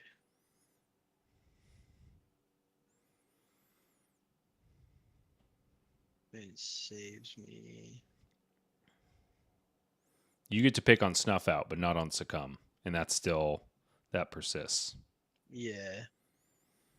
Okay, I guess I just make him show me. Yeah.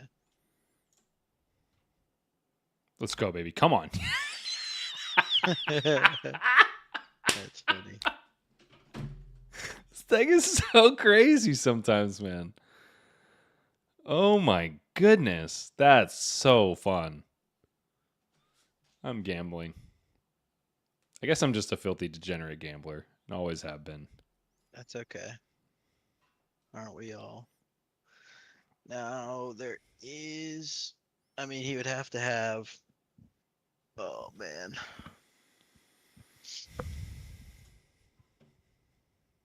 We kind of. No. Man, is that worth it? Probably not. What Maybe. options do you have? Oh, the fleshy? Yeah, if you don't have, I mean, if they're both red, basically, or if you Mm-hmm. have one card that could pitch for Mm-hmm. Nebula Blade, or if they're both red, then it's just 100%. Man, a 50-50, and we could just be like briefing. Let them have it. Let them have it. For what it's worth, I think you're making the right choice.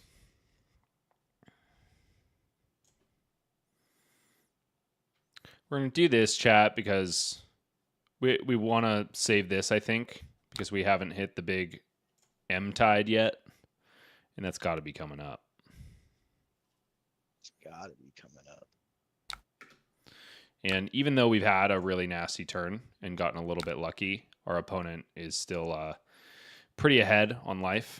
But that's all going to change right here. Surely.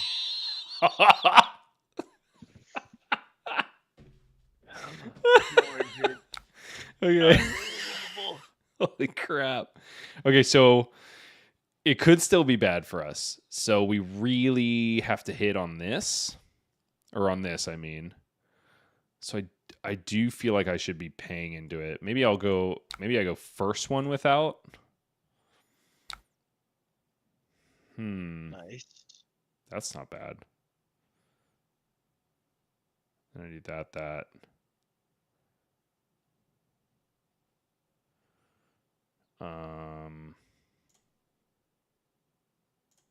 Yeah.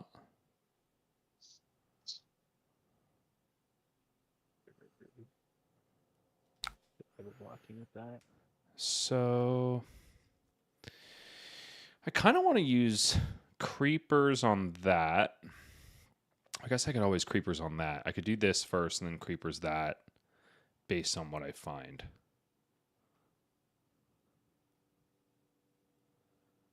Yeah, I certainly like that better. Wow. Oh my gosh. Jeez, Mordred double. This is Sonata. so filthy, man. Holy crap, bro. That's a good turn. This is a good turn.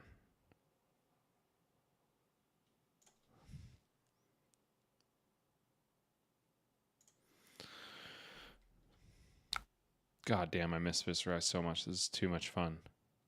This is too much fun. That's a lot. So I think we're gonna keep our creepers around. So I'm not super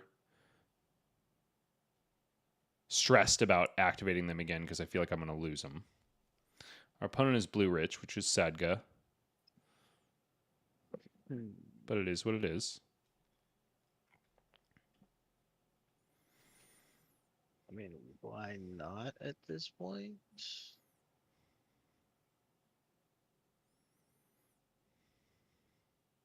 Wow, you are blue rich. Yep, which is bad because it means a lot of my hands are gonna be wonky. Mm-hmm. Man. 8 more chance, huh? That's insane. That's so insane. I triggered 3 Malefic Visions, Malefic Incantations on a Mordred turn. Oh my gosh. Yeah, I think that early game is just nuts, bro. Like, it's ideal. Hold on. I got to count up how many chances Mordred Tide has made extra. So it was Gorganian Tome. So I'm going to count 1 just for playing the Mordred Tide. To 1, 2 Sonatas. Swarming Gloomveil. 3 Malefic Incantations. Man, what is the... 2 more off that. 1 more off that. Spoiler alert, Jonah, but Mordred Tide is going to be a 0 for 10 this turn. Jeez. I mean, I guess we just keep praying. Praying what? That I won't click this claim victory button? No, we just keep praying, bro. Just keep praying, just keep praying. I mean, we're going downtown, but surely after this kind of luck... Oh, boy. That's Dude, insane. if I had a Tunic resource, holy. Yeah, that's a lot. If I had a Tunic resource, I would be sending a Nebula Blade after this.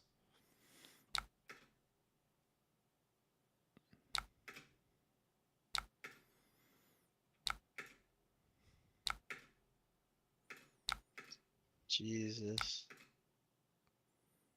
So it was correct. That's unfortunate. What was correct? What was the debate in your mind? Flesh bag. Of course. I didn't know what you had in Arsenal though. So let's see. Yeah, it was correct. Oh, right. You didn't know about the Deadwood Dirge. Yeah.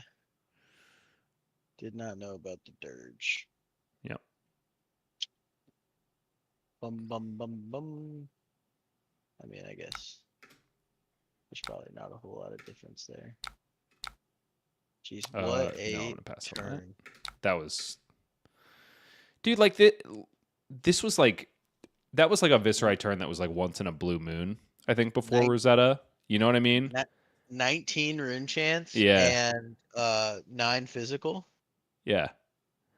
And Yeah. now it feels like pretty bread and butter for a Viserai game if you're not being like actively disrupted. Oh, that's crazy. So then I've got one of these turns, which is less than stellar, but hey, when your opponent's at 2, I guess I can't complain. Okay. He's saying we live. No. Um, I mean, I don't maybe. think we're doing that. You made 1 rune chance? I made 1 off of grasp. Yeah. Oh, it's still 4, which is tough.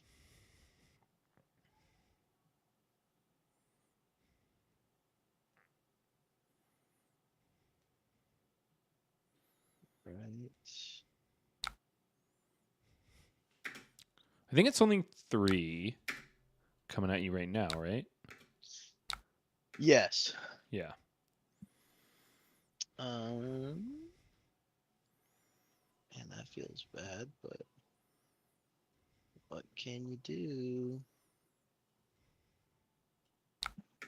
Oh, I thought you were about to flashback me.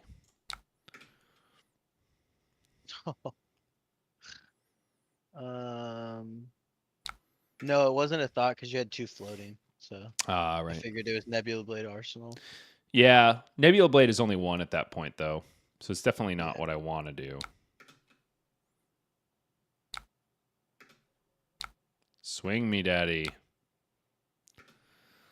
Bomber. I mean, hey, that's not bad for an all-attack Runeblade hand, though. Oh, Yeah, this it's is pretty bad, good. though.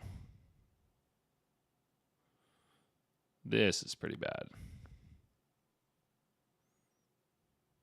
Oh, I guess I have that at my disposal.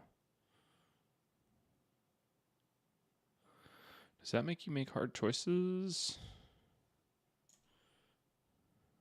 It's definitely going to be this.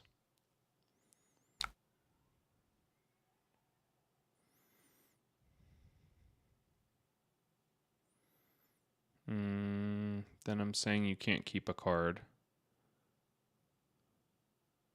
which I am into.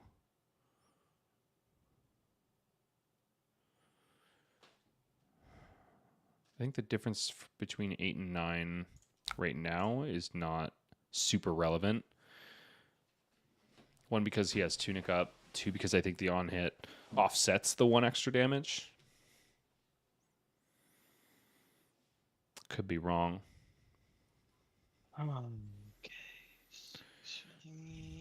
Whenever you're swinging against brutes and you're thinking about like attack math, you do have to consider that they do have a fair bit of 2 blocks. So maybe based on the context of our opponent's hand, 9 might have been better. But even if he takes 1, he's still not dead. Ew, Gosh, where were these sooner, dude? Oh my gosh. After playing new Viserai, I want 12. I want 12 Yeah. Warmongers diplomacies. Yeah, I could see So that. good. I could see that. All right. I Well, should've we're just still picked going to these. try to make Jonah make some hard decisions. That does do it.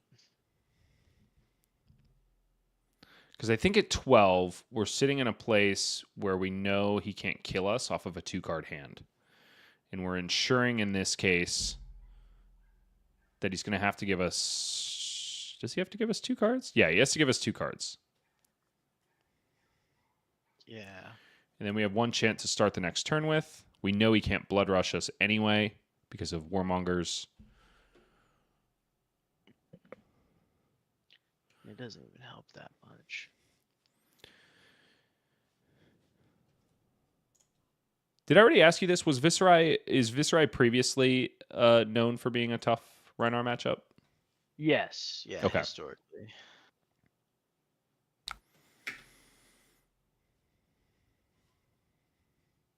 I mean, I'm not gonna lie. That's the first. What was that? 28, 28 damage turn and primarily arcane. That's the first one I think I've ever seen. Oh, I lost my creepers. Hold on. So I do that.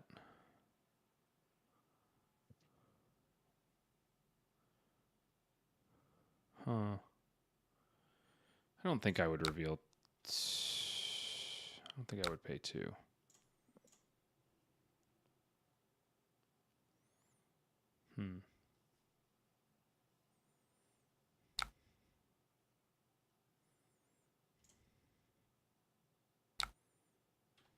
Hold on. Can I? Actually, I could pay. Yeah, I do this.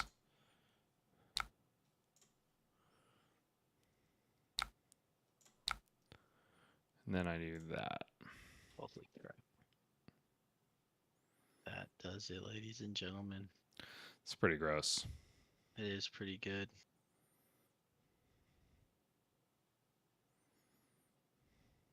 Too much to handle. So insane. Sorry. That's okay. Yeah, that was good. So insane. Damn. That was crazy. What turn was that? Oh, yeah. It's that one. Turn 4. Yeah, what was my average? I know. Damage threatened was Turn only 6. 8.56 per turn. Those Warmonger's turns really tune that down a bit. Yeah, turn 6 must have been it because I played 7 cards. Dealt 19. Yeah, that was good. So nasty. And new cards, good at Viserai. Yeah, who would have thought, huh? Who would have thought? All He's right. been waiting, to be fair. Now I want to pivot to something I've been wanting to take a crack at for a really long time. You want to stick around, Jonah? I'll Or are you do. gonna I'll head do a out? couple. I was gonna head out, but if you need me to, I can hang out for a couple more. No, you're good, man. If you got other places to be, that is a-okay. I'm gonna switch Okay. over to some Max the Hype Nitro shenanigans. Ooh. First, I gotta Well, find Bryce, Andrew's list. I had a blast. Thanks for letting me on and letting me hang out with you. Thank you so much for being here, Jonah. And for those of you that are in chat, you can catch Jonah on Sunday at 1 p.m. Right, Jonah? Sorry, quick update. I changed it to 10 a.m. So it's a early morning, breakfast brunch with Jonah Sunday fun day. I can't think of anything I'd like better. Is your router working or? Yeah, we got internet this time. That's awesome, man. Well, tune in to Jonah's stream this Sunday. It's going to be a blast, I'm sure. I know I'll be there. Thank you again, Jonah, and have a great evening. You too, buddy. Cheers, man. All right, folks. We need to find ourselves a Max the Hype Nitro deck. And it's going to be from Andrew Rudin, who we've seen on the show several times before, helping me test some pre-release stuff, helping me being the punching bag he was playing Zen on that episode where I was playing a lot of Zen, playing against a lot of Zen, I should say. I'm going to go ahead and grab this list from him. I think that he has yet to update it, if I'm not mistaken. For the new cards. Yeah, it looks like it. Okay, I'm going to make a personal copy so y'all can take a look at what I am looking at. Okie dokie. Let's get back here over to February. That's me. Hi, everybody. This is February. Okay. AGE Hype is the name of the deck list because this is one that Andrew did incredibly well with at the final AGE Open of the year. He made top 8 with it. This was the one that was piggybacking off of Battle Hardened San Diego. So it was that Sunday, whereas the Battle Hardened was Saturday. So it looks to me as though he has made no changes in accordance with the new cards that IE got from her Armory deck. And that's fine, but I do want to mess around with those cards. So I'm going to go ahead and make some quick changes. First things first, we're going to move Hyper X3 into the maybe board because I'm pretty sure, excuse me, whoa, where are we going? I'm pretty sure that we want to run that new headpiece whose name, I can't remember, but here it is. I think we want to run this new headpiece because it's going to help us just dig for our construct nitro mechanoid. Yeah, I'm pretty sure that's the call over the Hyper X3. Let me read this one more time. I mean, this is good too for the max turn. So maybe this will go to the inventory. We're going to slam the Spell Fray Gloves into the maybe board because we're not expecting to see Kano right now. And that's not useful for our testing. And then I also want... Oh, what is it called? What is it called? What is it called? The new -IE card. The 0 for 3 go again. I'm just going to type in boost. I think it's like... Where are you, my darling? Where are you? There it is, Fast and Furious. This is definitely a card that is going into the max deck. If you crank this turn, this gets +1. When this is banished from boosting, put a steam counter on an item you control with crank, which don't forget that under the guise of Max the Hype Nitro, all hyperdrivers you control get crank, which is pretty hype. So I want to play this list before the inevitable age out of -IE, which is going to hurt a lot of decks. We already saw it happen in Blitz. She aged out and then basically made Data Doll have to jump through hoops to choose a new weapon. This is likely going to happen possibly even before Worlds, depending on how ProQuest season goes. -IE may ascend to the pantheon of the Immortals and leave poor Max the Hype Nitro with just using probably Banksy takes this spot, but I know talking to the guys who have been playing this list on the team, that it'll definitely be detrimental to the list as a whole. Okay, cool. So we are sitting on too many cards at the moment. I think in place or 4 Fast and Furious. I remember Andrew saying, oh, he already took the Big Berthas out. I remember him saying he did not like red Big Berthas. So maybe...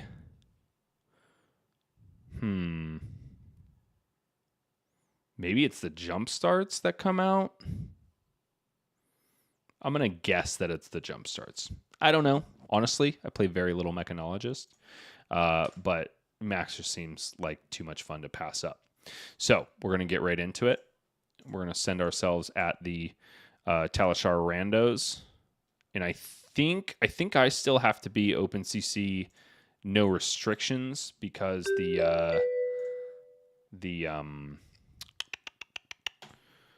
Armory deck has yet to be released. So here I am, and we found a KO already. Looks like Jim and Ban says yellow ZTS gets cut for Fast and Furious. Jump is crazy value. So I've made a mistake already. We're going to see how it works out for me. Yeah, we're going to equip that. I think we're just going to keep this guy for the extra block value, especially against KO. I don't think the game is going to go long enough to matter for those extra hyperdrivers we would be getting banish-wise. Is it correct not to run Nitro Mechanoid against a KO, I wonder? Because they could be packing... what's that card called? I forget. It doesn't matter to me because I came here to do the thing. So I'm going to ignore whatever he's doing. Throttles and recharges. I think I like T-Bones here, honestly. See if I can bait out that flesh bag as soon as possible. Yeah, I'm going to go Rainbow T-Bones.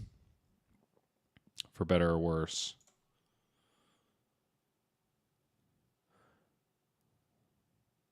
Yeah, we're just going to see what happens. Mech is one of those funny classes because the majority of your sideboarding decisions are just based on numbers. I typically play decks where your sideboarding decisions are based on like the text on the card, on hits and the like. I mean, Azalea, case in point. her entire sideboard is just like tech arrows against certain matchups. So this is definitely not in my wheelhouse as far as how to side in and out for these kind of matchups. But boy, do I like the numbers on mech. How do you hate it? Dogma 1 HP. You strike for 7. Not the worst thing he could be doing to us, that's for sure. I think I want to ensure my blue. Probably give him these two. I know Pulse Wave is dope, but with a 4-card hand, I don't think I'm expecting to be able to boost that much.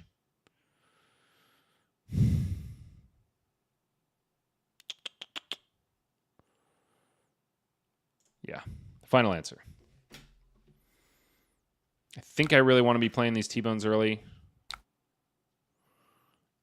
Little bit punished here. So what's the arsenal? So I guess the arsenal is the zipper hit. I'll send T-Bone and Blue Throttle. Yeah. Yes, we're boosting, obviously.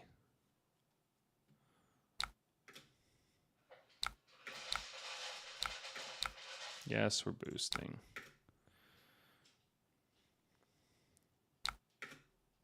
All right, looks like he wanted to block with his sash anyway. Send the pistol. All right. Very little pressure on our KO player this turn. Unfortunate, but there it is. Love to see him discarding the Bare Fangs. What am I doing here?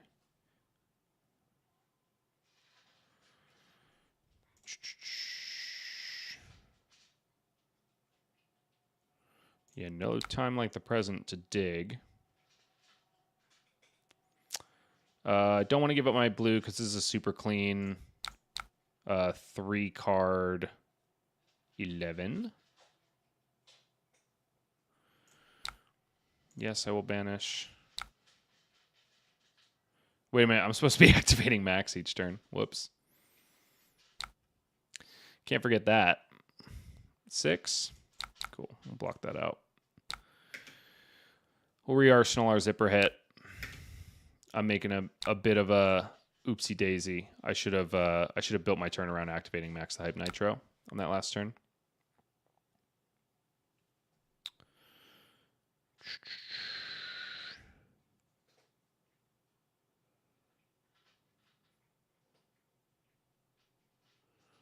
Activate that and crank.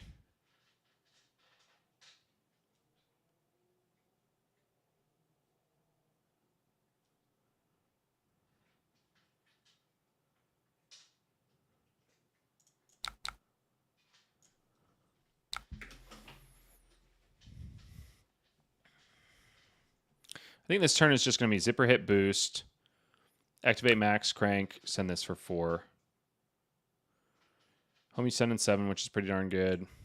I'll take that.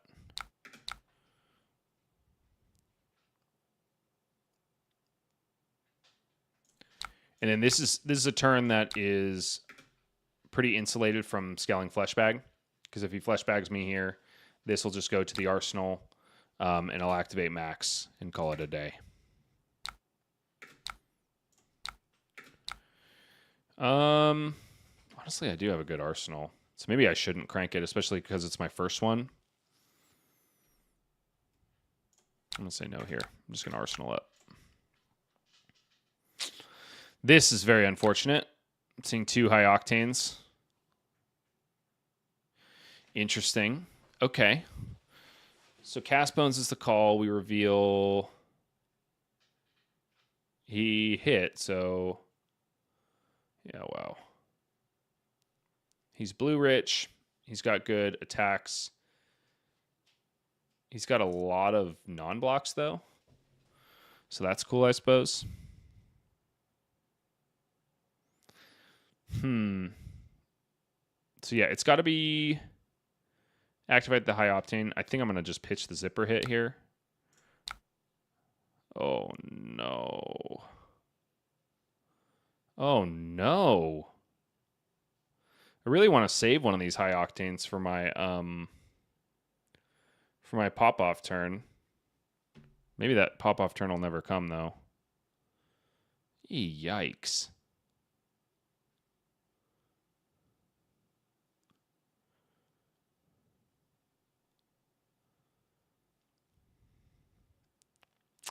So let's send this first.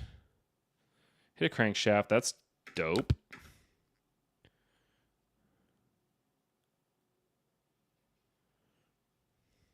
Then we can activate our Tekla Foundry Heart. Go up to 2 resources. Think about this other high octane.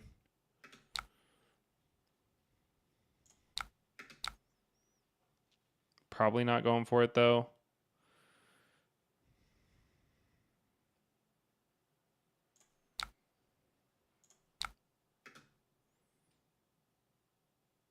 I have not... Hold on. I have not cranked this turn.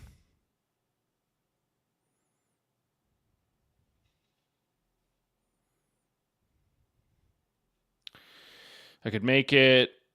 I could crank it, but then I'm going to go up to 1 resource. I honestly don't think, with 2 twin drives gone, I actually don't feel like I want this max velocity in my hand, if I'm being honest. I think I'm just going to create. I'm not going to crank because I have the 1 AP from high octane. This looks pretty lame, and it is, honestly. But no, we won't boost here. Oh, I didn't crank. I'm an idiot. Whatever. I don't want to crank.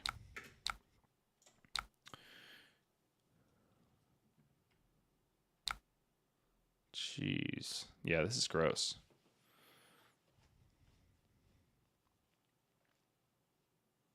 And of course, I draw that last twin drive.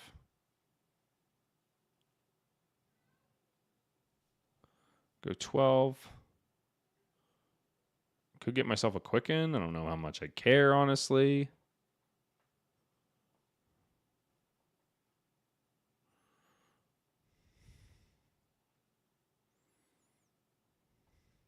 Yeah, let's see what the follow-up is here.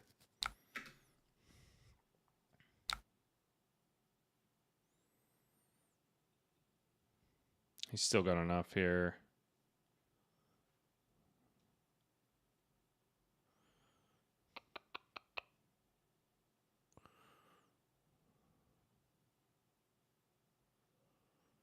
I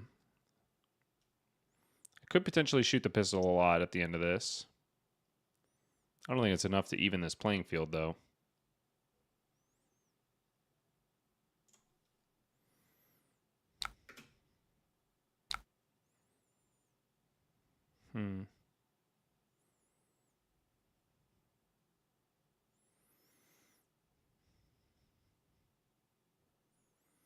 I think I'm going to be content with create the quickie.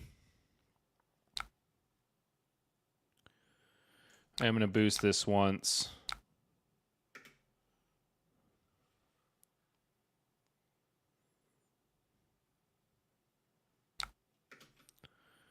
Just so that I can activate max. I have 2 of these hyperdrivers online.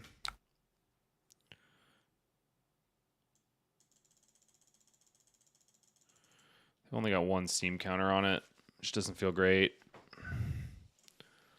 Banish 1 supercell.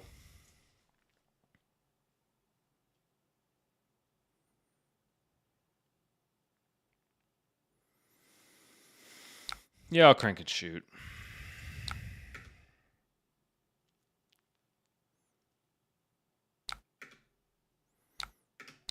The fact that he gives me a block at all is kind of hilarious.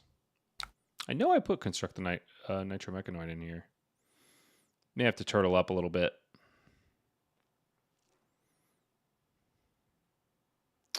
Especially with this hand. Colin Erickson says, there was a line where you shoot with pistol first off the quicken, then use Foundry Heart to do the rest of your turn. Yeah, that makes a lot of sense, Colin. That makes a lot of sense. Hate this. Hate this. I think I'm just blocking out here.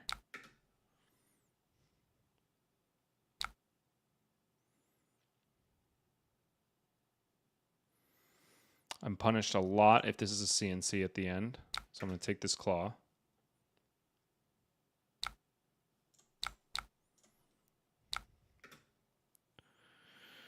All right, we're sitting on hyperdrivers. Hello, supercells.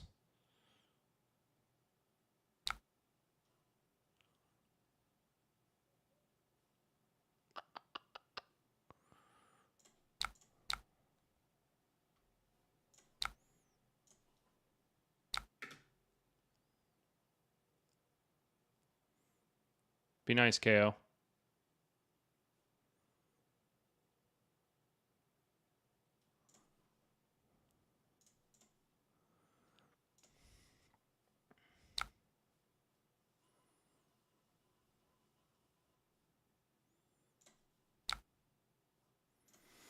Play out a supercell. He's got the agility token, though, so this is less than ideal.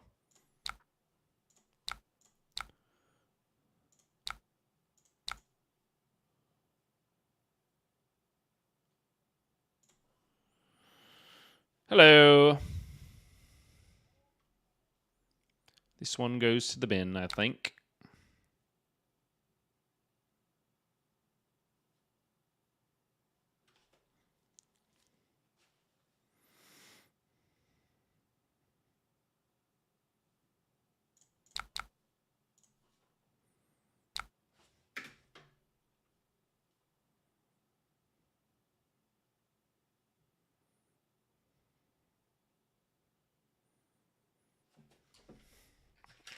Colin, I'm really glad you're here. I have a very special surprise. Oh no, for the last game of this stream, and I think you're gonna really enjoy it personally. One is not a great place to be for Max the Hype Nitro.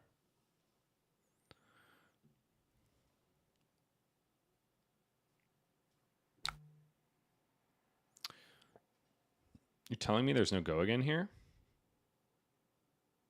Does it even matter?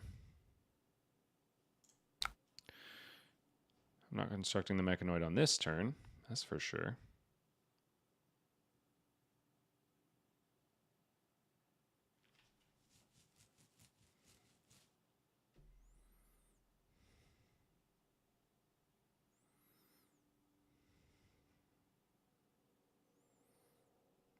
Ugh, it's so bad. It's all so bad.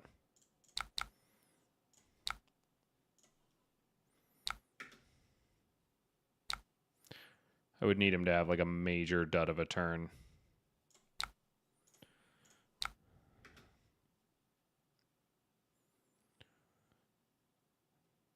Colin says, oh, nice. I think I know what that last game might be. I think you do too, buddy.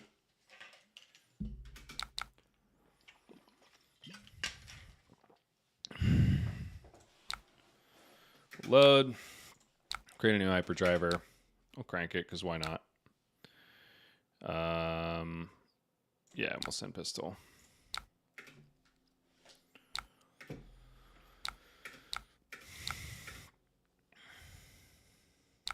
No.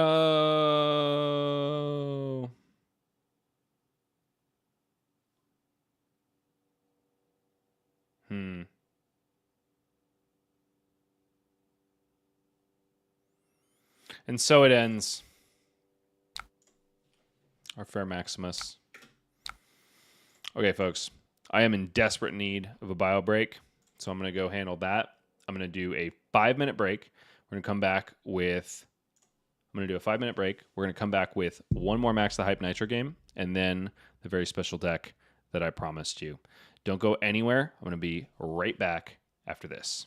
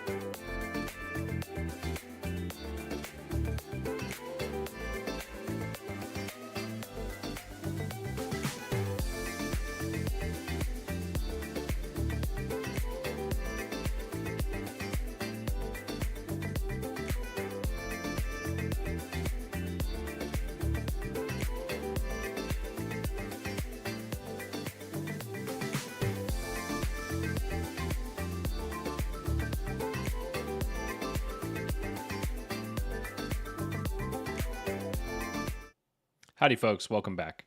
Thank you for that. I'd been sitting on the need to pee for a very long while. Okay, so we're back, and we are still crank gaming. We're still doing a little bit of Max the Hype Nitro. I went ahead and made the adjustments that were suggested in chat because I think y'all know a little bit more than me when it comes to the mechanologist thing. What was that? That was Jim Naban suggested that the jump starts come back in, and I think it was the yellow 0 to 60s come out. Okay, cool. Without further ado, back to cranking. So let's get back into Talishar here. We'll create our own lobby. Bing, bing, bong. So after mulling it over, I do think HyperX3 must be the right choice for the long games, but I don't think this is actually... There's no way, because this deck doesn't actually pack any hyperdrivers. It's all about the tokens. So never mind. HyperX3 is almost never going to be the choice. I think that was just because... Oh, no! My opponent is Colin Pewter, who is friend of the show and also one of my colleagues on the Arcane Games and Events pro team. He's playing Kasai because he literally cannot give it up. All right, so he's in for a long game. I do figure that this matchup is favored for Max the Hype Nitro. I have to imagine that's the case. Zachary Wallach, also friend of the show and compatriot on the AGE pro team, says, by God, it's Cullen from the top rope with a steel chair. You are not wrong, my good man. I think, yeah, T-bones are in. I'm actually going to pack extra cards here. What does the Bravo button do? Bravo button does that. Runs a clean 60, says Andrew. Oh, and he brings the pounders.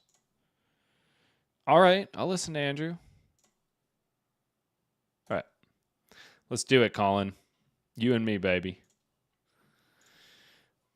He's drinking wine already. He's playing blood on our hands. Okay, sick. Colin is one of those people who I just tend to never beat. So, you know, it is what it is. Banishing a supercell is tight. I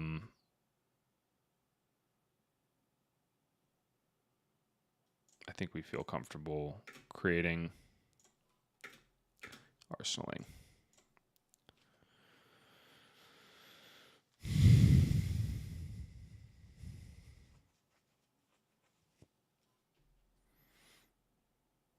What do we got? We got spoils here. We've already seen one blood on our hands. We still want to deny value on the copper when we can. What does my gut tell me? He's already blocked with a Blade Runner. My gut tells me it's another Blade Runner. Or a run through. So I'm going to try to commit some equipment here. Oh, right. Man, it's been a while since I played Kasai.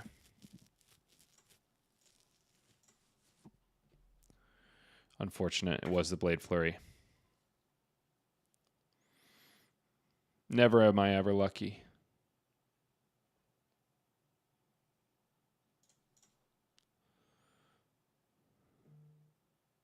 I think we're cool just making another hyperdriver off Supercell here.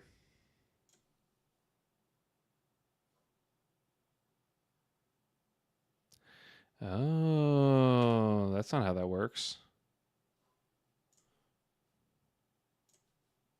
Sorry, Colin. I don't know how Supercell works. I have to have a lot more hyperdrivers for that to matter. I'm still going to block the exact same way because I'm not a dirty cheater. And then here's where I'll probably change something. Yeah, we'll go here. We'll deny the copper.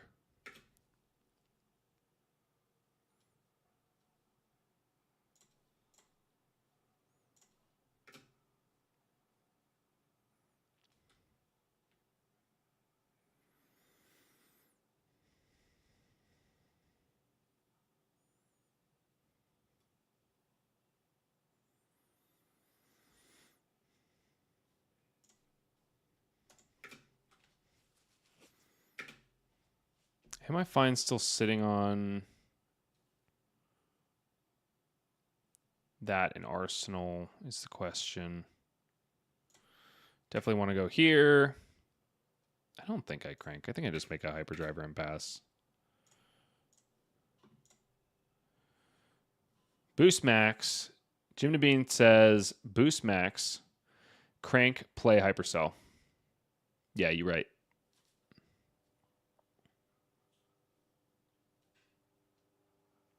We got more spoils coming in.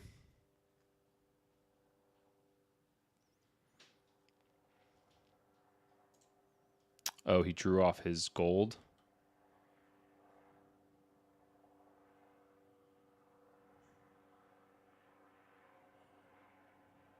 I think I just want to get the mechanoid in the arsenal at this point.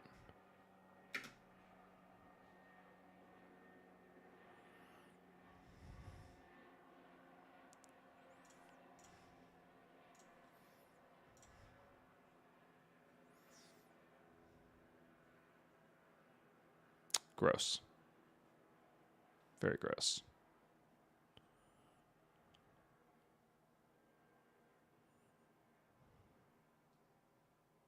Kiwi Soccer says hi. What's up, Kiwi Soccer? Glad to see you.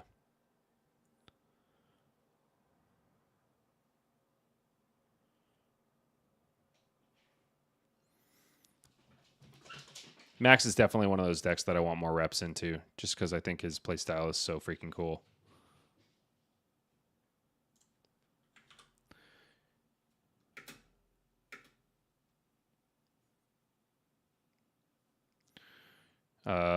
Yeah, unfortunately we're just sending this.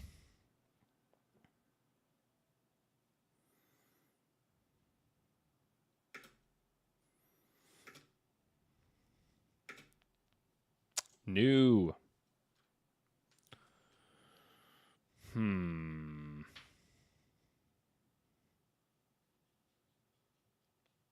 Nourishing Emptiness with Go Again is pretty cool.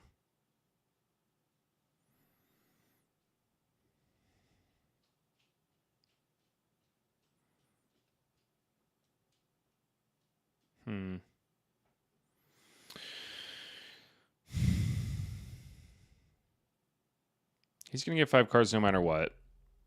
I think I'm going to lose a hyperdriver no matter what, which feels bad.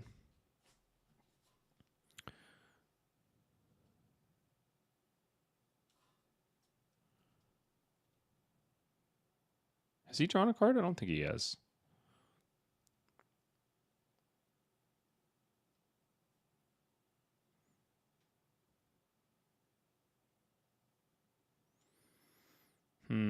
Feels bad to block for 2 here. Essentially.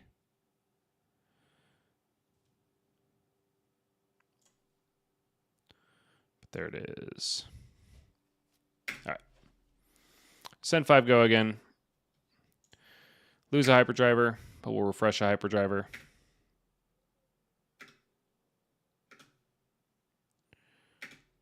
Load pistol.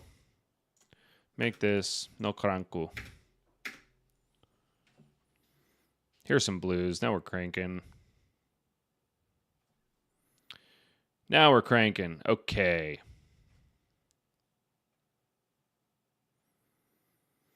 Okay, so Nitro Mechanoid uses my action point. No, it doesn't. Refreshes my action point, but I do want to be able to use my Cogworks base legs. So ideally, I go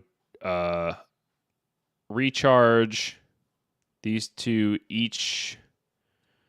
Yeah, I'll recharge into this hyperdriver. I'll probably T-bone boost, which will leave me with 4 resources floating.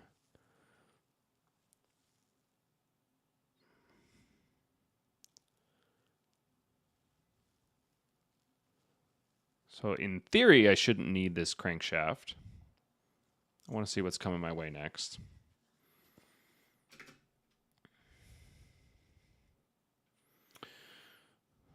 I do think there's a very real world where I suppose I get fatigued.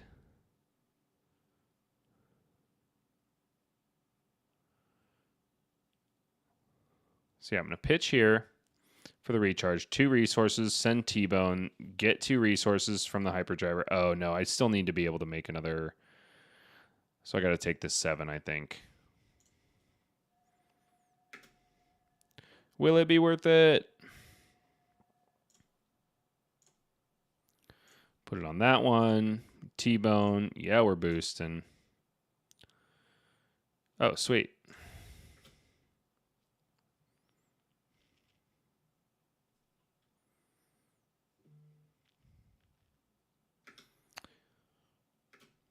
That's fine. Max. We definitely crank here. We activate these guys. Play the mechanoid. Choose 3. We have a mechanoid. We swing this twice. We banish a hyperdriver.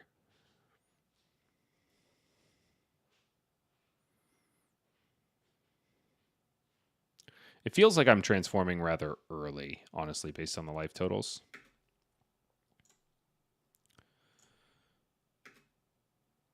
But boy, is it fun. This is a gross hand.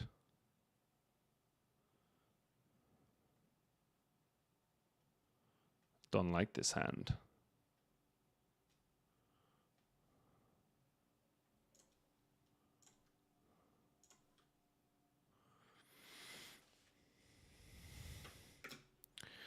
So I'm going to try to not go too crazy. I think I'm just going to...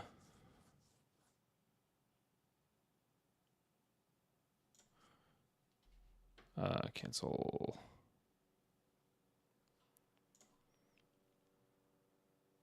forcing equipment blocks does nothing for me here because Dynamo has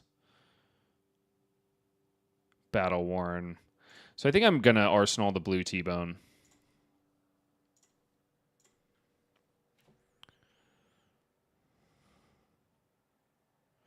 And hope to get this maximum velocity off the ground. I definitely have it here.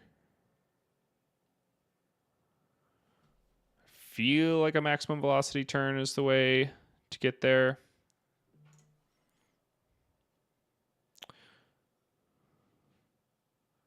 Great, we're not losing value here. Send your sword.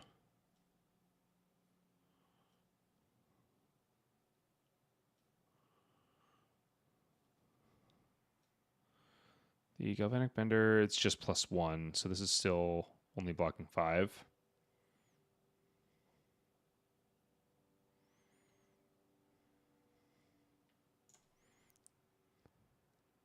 Oh, I see. I have to click over there.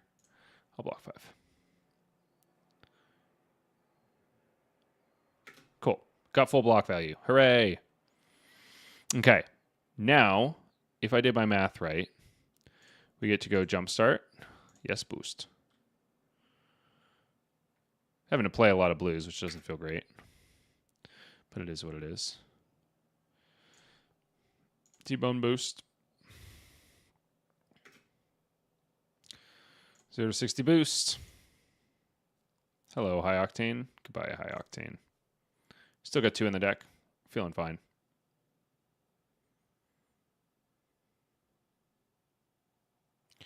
Feeling fine.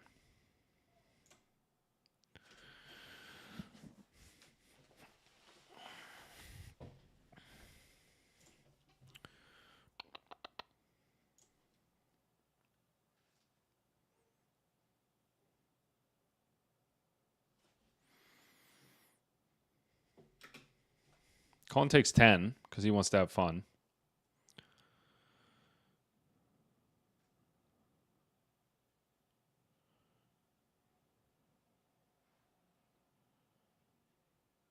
Three. Ah, he played a slice and dice first. So this is going to have go again, likely from Blade Runner, I would imagine. He hasn't drawn a card this turn. What is this looking like? I can recharge. 0 to 60. I think this is going to have go again no matter what. Still, do I care about him having gold? How problematic is Raise of an Army for me?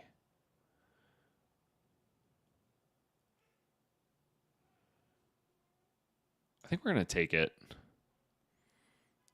Yeah, cool.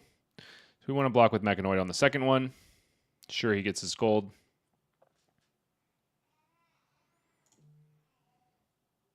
Darn it, I keep clicking there. Take 4 here.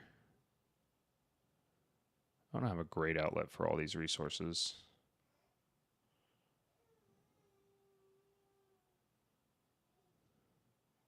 It is what it is. We're going to send good numbers.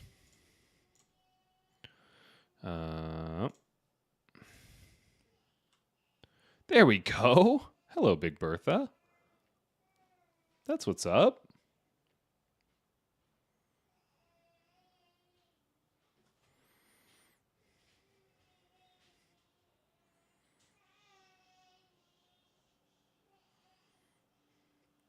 I do have to be very careful about my max Vs, or I'm sorry, my high velocities. So I do think I'm going to end up arsenaling this again. I think I'm going to crank this guy and send my Nitro Mechanoid. I definitely don't want to end this game and not have swung this as many times as I possibly can.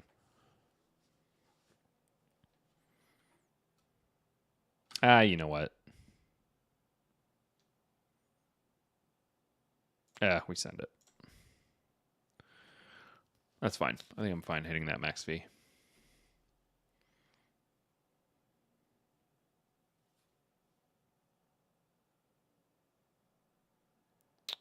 Oh, wait. Hold on. Revert to the start of this turn. It's not my fault. It's not my fault I'm bad at this deck.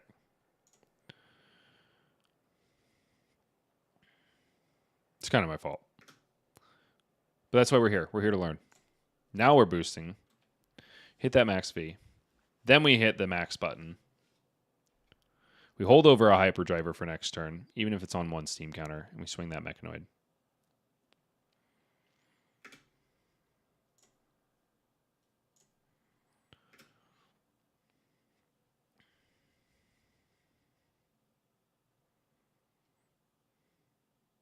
We also need to make sure we have enough life to actually make use of our high octane turn.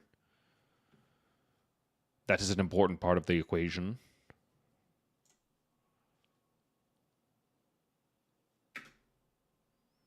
Let's wait. Wow, he is down low. Colin is not scared. We're dicing, we're slicing.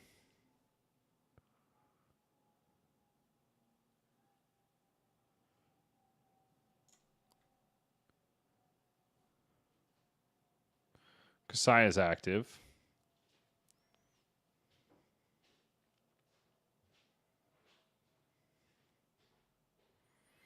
We must live.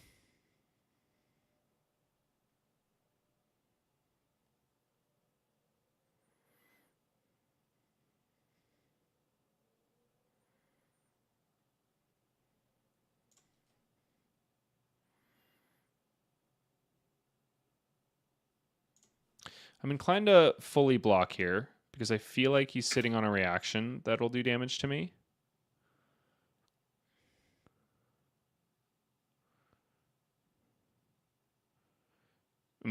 It was definitely correct to throw another attack in front of that instead of the Nitro Mechanoid, because then Nitro Mechanoid can block more efficiently against Saber.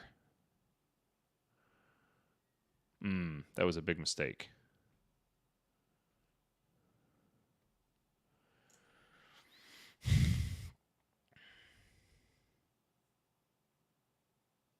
No, I'm dead here if I allow that. All right. That was a mistake on my part. Yeah. We knew he was going to get over by 3 somehow. Hit a high octane. Unlucky. Oh, no. Colin, stop.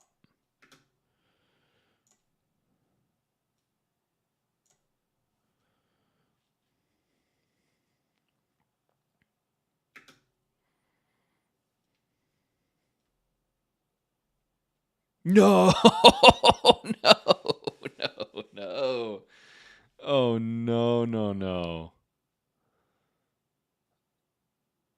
Oh, no, no, no, no, no, no, no, no, no, no, no.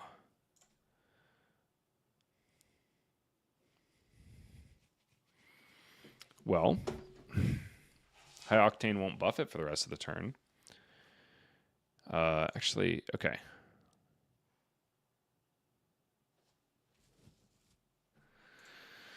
Hey, Gavolt. All the unsheaths are gone. 2 in the swings. I do not miss playing against Kasai. He's still sitting on 2 Blade Flurries. I think he only runs a 1 of Stroke of Foresight. Oh, gosh. I'm going to have to deal with 2 more swings.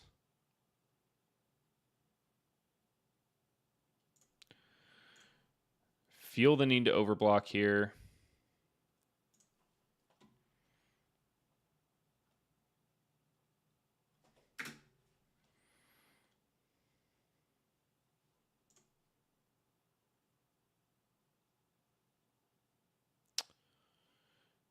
Hit and run.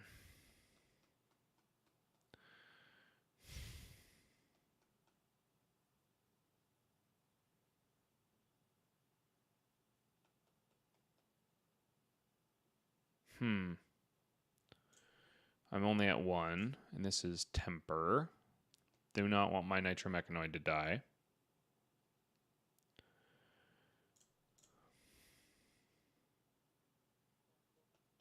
He sure is.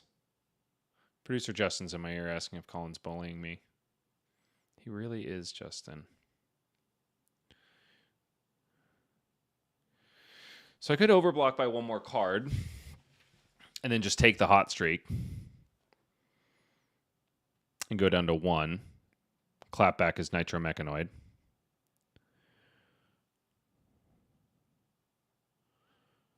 I'm telling for 2 cards at that point, which might be all I can hope for. But then he just swings hot streak, and if he has the reaction, I'm dead anyway.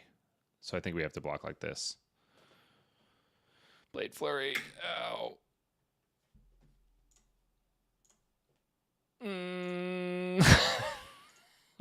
Oh, no. So we made some mistakes this game. That's for damn sure.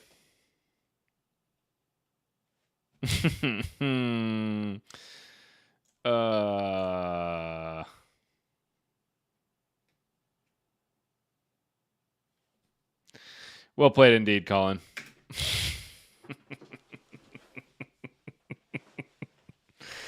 Oh, I'm never going to hear the end of this. Oh, that's okay. That's okay, folks. Sometimes you think you're just going to play a fun deck and have a good time, and then your teammates come in and show you why you're not good at that new deck. That's all right. We live, we learn, we love. GG indeed, Colin. Kasai's still not the best deck. You can't make me say it. All right. I promised you something fun, and I'm going to give it to you. I'm not going to show you this deck before we boot it up. We're just going to get straight into a game. Actually, Colin, you want me? Oh no. You have it in the Discord. Sweet. Okay. So I'm not going to tell you anything about this list. We're just going to get right into it. We're going to play against this Viserai because I think that'll be funny. This deck, however, is a hero that you've seen before. This is Vincent. Vincent's a lot of fun, even playing a more standard loadout than what Colin has in store. Actually, hold on. I have to sideboard. Everybody look at my dumb face while I sideboard. Don't tell me, Colin. I think I know what I'm supposed to be doing. Do I run those? I don't think I need to. I think they're too slow for me to care. Yeah, we're going to run it down mid with 61 cards.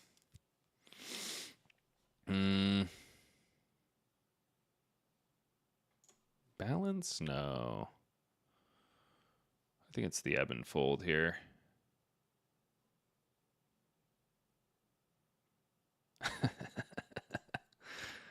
Oh, I'm so excited for this. Colin, I'm going to mess this up so bad. Okay, here we are. We're in the game. And you're already seeing a classic hand for this deck. What's it doing? I'm not telling. Colin says he was sweating when I got the mech out early. I think, according to Jim Naban in chat, I probably could have had it out a turn sooner because I missequenced the max button at one point. But yeah, and I was all hesitant about swinging it. I kind of thought that match would go a little bit longer, but you had such pressure on your hands on the clapback. I should have been swinging it pretty recklessly. I thought I was going to run out of swings, if I'm being completely honest.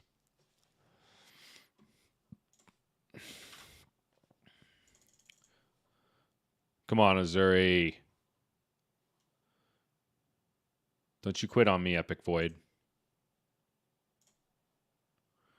Hello. Hello there.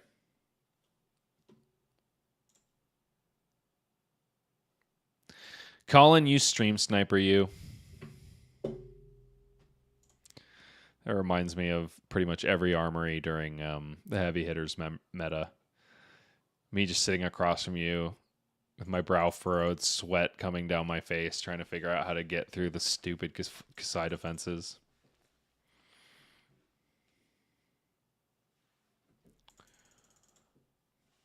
Epic Void.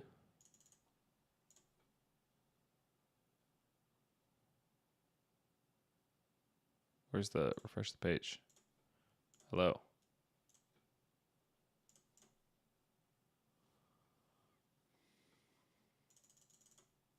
Might have to abandon our Epic Void Azuri friend in a moment here if we don't get some action.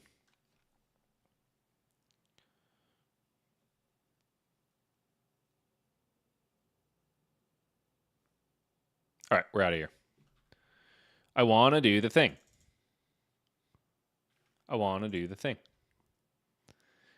won't concede because Colin needs a positive win rate on this deck. He needs it. Hello. Where are my lobbies? Victor? Let's go Victor. No! I don't really want the Leviah, honestly. Come on. Give me something good. All right, I'm going to risk it.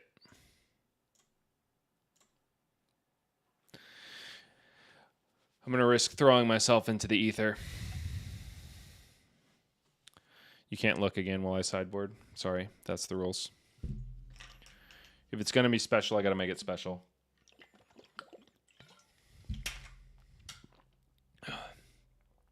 Oh, perfect. Colin, I think we're going firsty-worsty on this. No!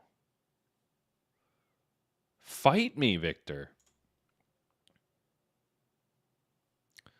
I'm going to remake because sometimes it gets a little hinky. Class constructed public. Hello again, Victor. Yeah, Colin says first is good. Oh, he took first away from us. That's why he switched. All right, look at my dumb face while I sideboard. I guess that for Victor.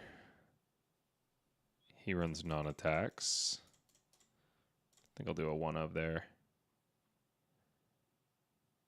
And then...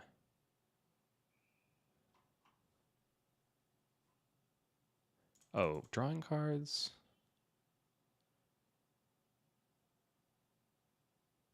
Oh, actually, Chains of Mephetis is hilarious against Victor. Yeah, whatever. We're running it down mid. Hello. Husk? Husk might be relevant here, actually.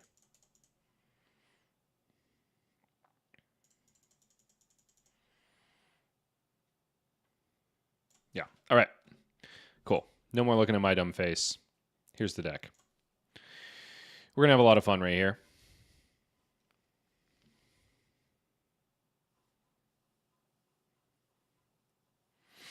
Boy, do we wish we were going first with this hand. Homie sent Spinal Crush down mid? Crazy, dude.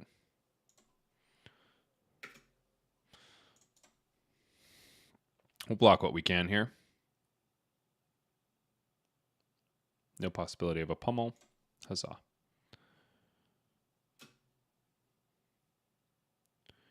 Yep. End of turn. We're blood tributing. Yeah. Top. Sick. I love that for me. Yup. That's our arsenal target. Boy, do I want this out of my hand, though. So I'll create a Rinchant.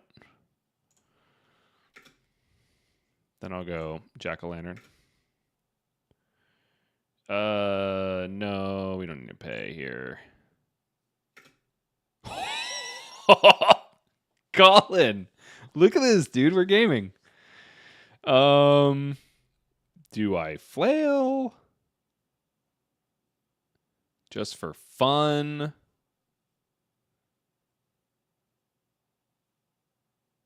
Yeah, I'll flail. I'll flail.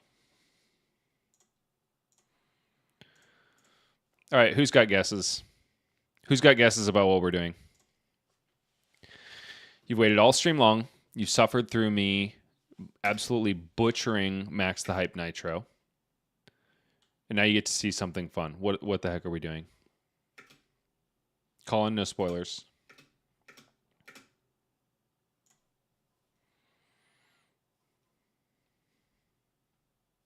Ew.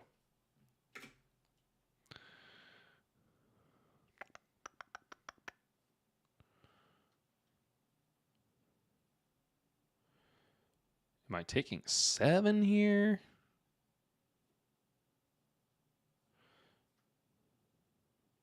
I gotta see what he's doing next.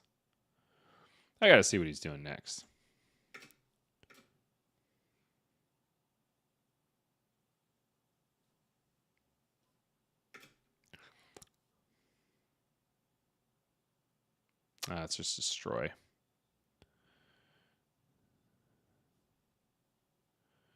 I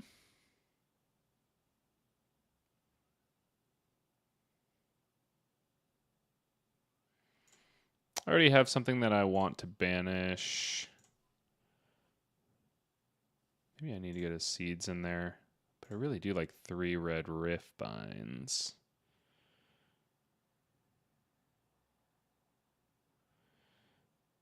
I'm going to get the seeds in the bin.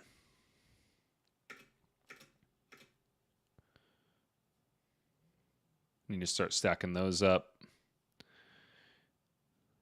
Jack-o'-lantern. Nope. What we hit? Oh, yes. Now we're gaming. Okay, I've really got to find an eloquent elegy before this gets out of hand. I don't know if it's right to keep swinging the flail, but I really want to. I'm going to take 5 blood debt.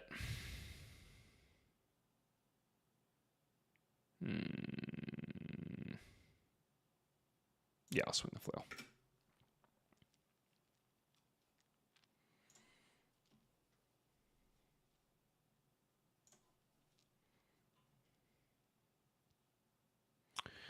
Hitting myself to hit the victor. That's the name of the video game. What?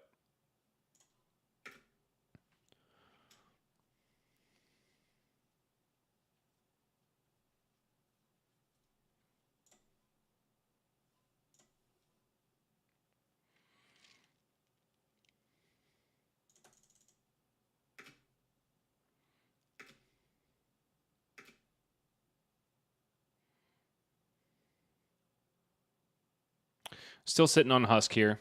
So that's going to make it so whatever it is we're trying to do that I'm still not telling is going to happen. Oh, this isn't bad. That's all you got, bro? That's all you got, bro? I actually feel like I have enough rift binds at this point. I really want to start hitting my seeds.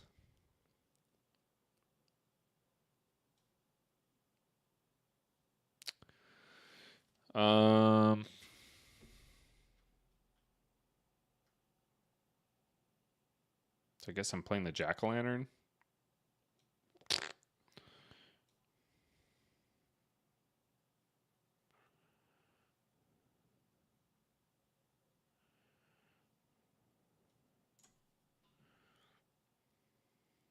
Ah, screw it. I'll get another rift bind in there.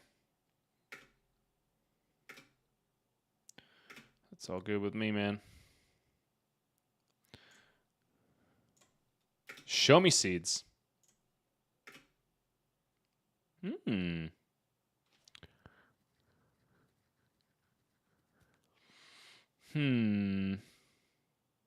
Yeah, I just kind of want to get that out. For less blood dead, I think.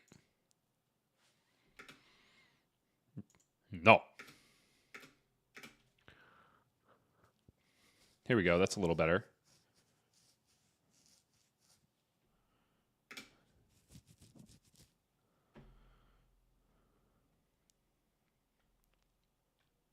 I think I just want to get as much value out of my husk as I can right now. I don't have enough non-attacks.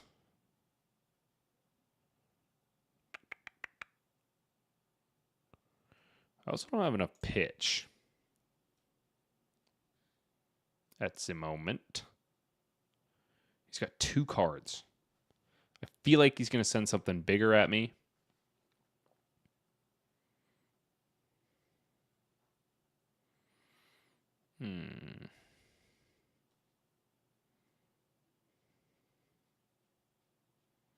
Six blood, that is a rough spot to be. I really need a blue.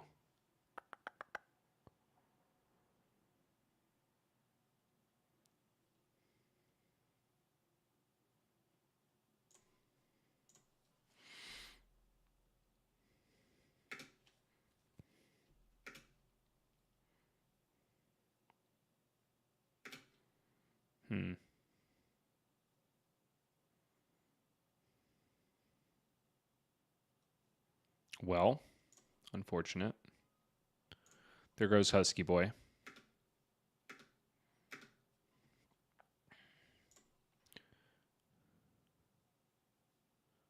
Yeah, I'll keep that in play.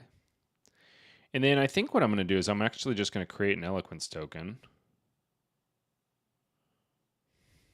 Pass?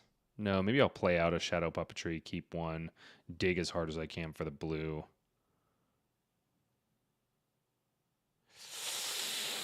I don't know if I'm going to be able to block enough, Colin.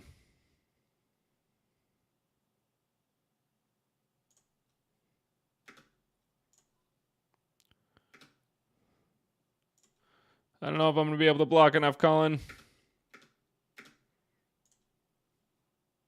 Ah, there you are, at long last. CNC. No! Did he find CNC Pummel finally? Oh, God.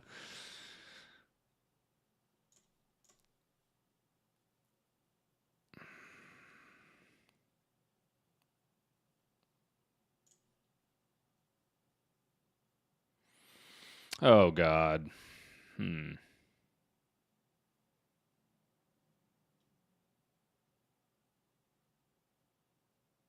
So my only hope is that he doesn't have pummel here.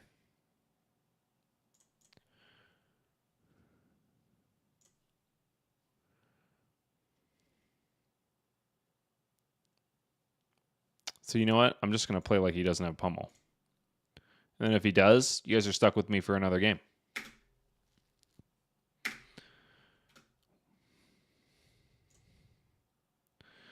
Okay.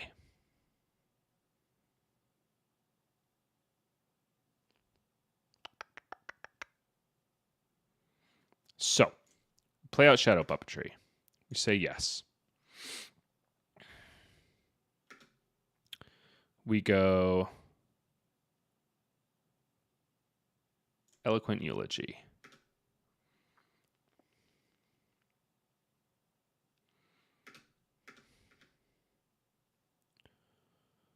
What's the win-loss on Vin? We just started. So currently we're 0-0.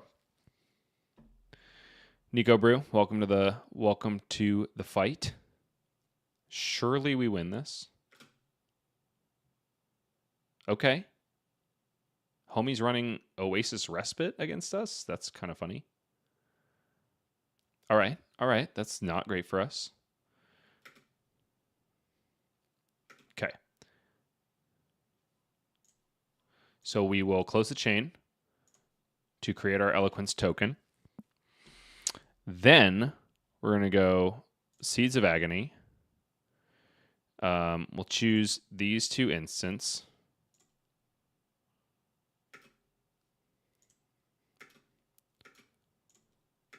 These instants are all going to have go again. Should have all had go again.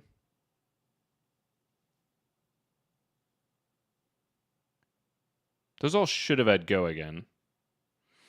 Don't know what's up with that.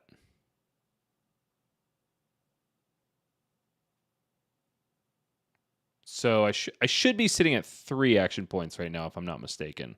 Because the Eloquence should have triggered on all of those. Okay, so we gotta... Okay. We get to retain our action point, surely finding a blue. We did not find a blue. That's bad. Darn. Darn, darn, darn. Jonah says, Zach said you were getting owned, so I had to tune in. Welcome back, Jonah. I got him right where I want him, Jonah.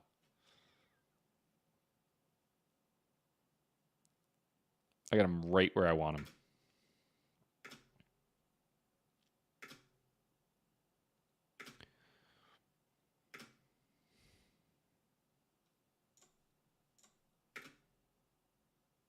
Right where I want him. Muddy Cucumber says Jonah smells. You must be from the Arizona meta, my friend. All right. Die to blood debt. We try this again. This is going to work this time. This is going to work this time. I just needed a couple more Seeds of Agony. Maybe Husk was just downright bad. I feel like I need that Aether Ironweave really badly. Okay. So I'm not hiding anymore. I showed you guys what it's doing. The objective of this deck is to get a lot of stuff in Banish and basically do an OTK turn. It's really fun when it happens. Sometimes it doesn't happen. Against Aura. I think I'm going to pack the D-Reacts. Not the Gorganian Tomb. Maybe... Ooh, the E-Pot. Maybe not the E-Pot.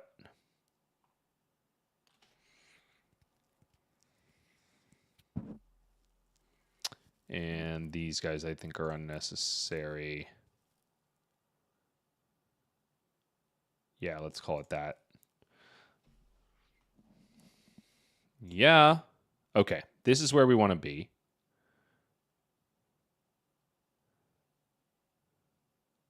Then we'll send Gore Belching. The objective of the Gore Belching is just to get our Rift Binds into Banish as soon as possible.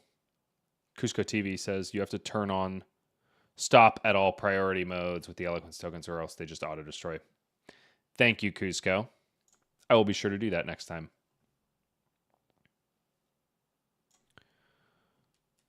That is, I've never played a deck where I had to do that.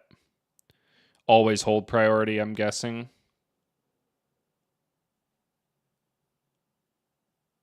Yeah, okay.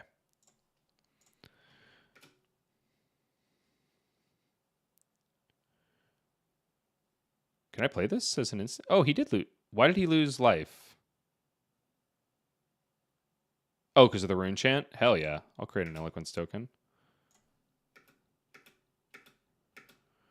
Maybe I should have saved that for Banish, but we'll see. Time will tell. I think I'm just happy having the Eloquence online. I think. Thank you, Cusco. I won't make that mistake again. In that game, I don't think it would have mattered too much, just because we didn't have the resources to get there, even if we had all the action points.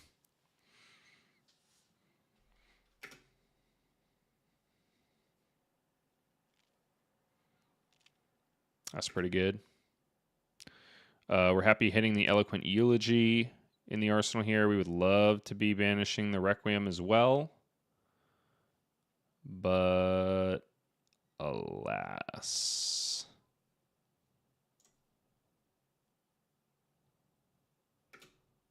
Do it. Do the Mark of Lightning. Do it.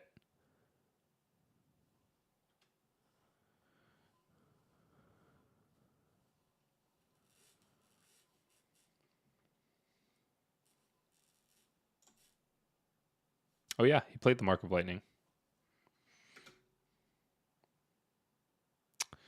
Do I cycle? I think I'm going to cycle the Jack-o'-lantern. Okay, that's interesting.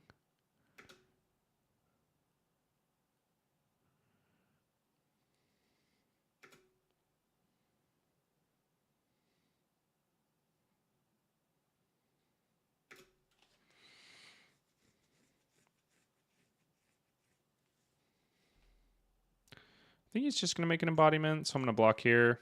Banish the Eulogy on my turn.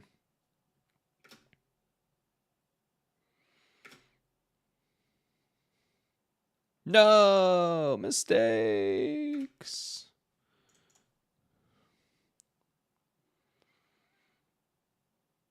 Yeah, it is what it is.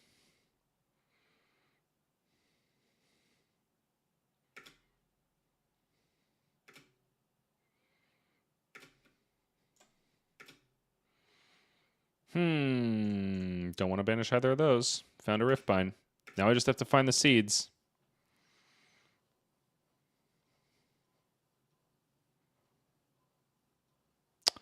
Do I want to get the...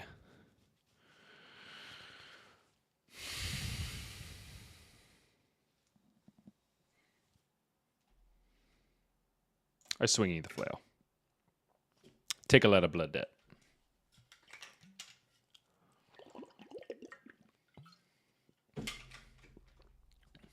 That's a quick, yeah, that's the quick button for it.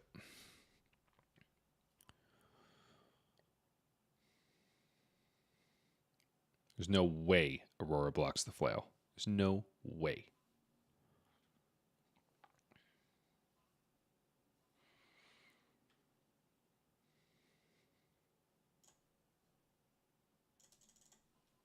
Wow. I think I'm happy about that.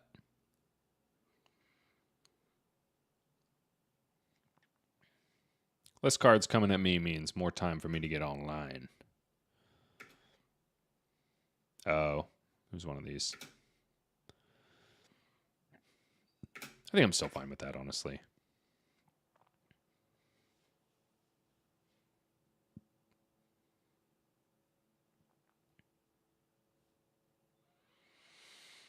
So, yeah, last game, what should have happened when I played all of those instant speed non-attacks is the Eloquence token should be triggering on each and every one of them because it says when you play a non-attack action card, destroy this, and the card gets go again. So basically, once that trigger is on the stack, the non-attack is getting go again no matter what. And so basically, you let that go on the stack, you hold priority, you play all these non-attack action cards without go again at instant speed. Because a hero has lost life this turn, it just generates a buttload of action points before the Eloquence token dies. So that's the scheme.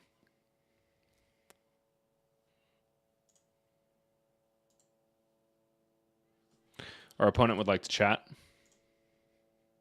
I'm saying hello. Our opponent is John Doe. Very original.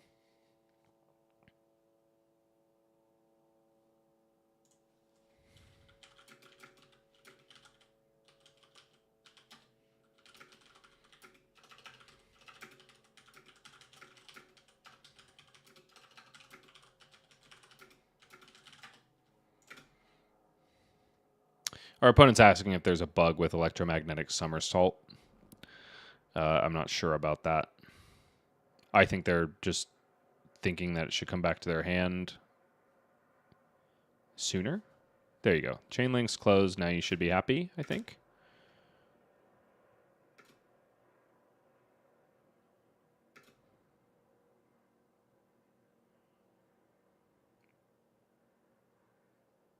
Does anybody else know? Is there a Talishar bug with electromagnetic somersault?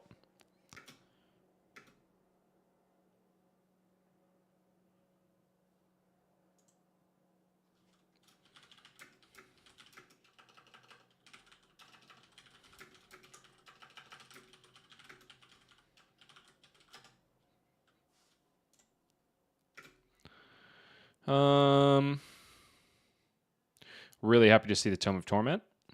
Definitely want to banish that sucker.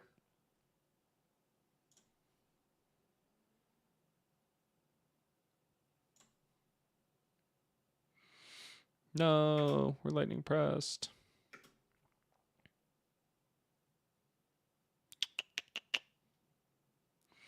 Would love to be able to banish the top card of my deck right now.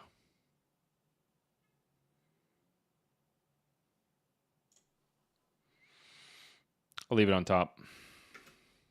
Maybe a good banish for next turn.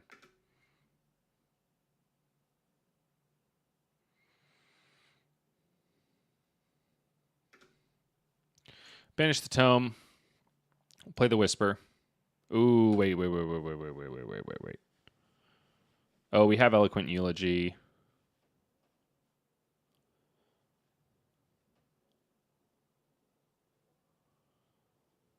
Yeah, I think we're okay losing the Eloquence token here.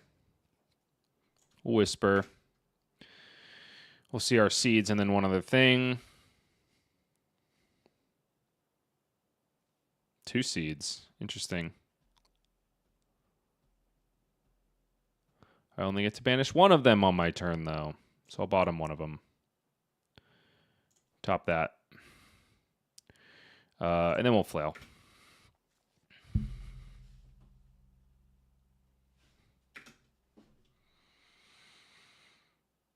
I might be a little bit too brazen with the flail. Got to keep the life total high until we can actually do the combo off. But I really like swinging the flail. Flail is such an interesting weapon to me.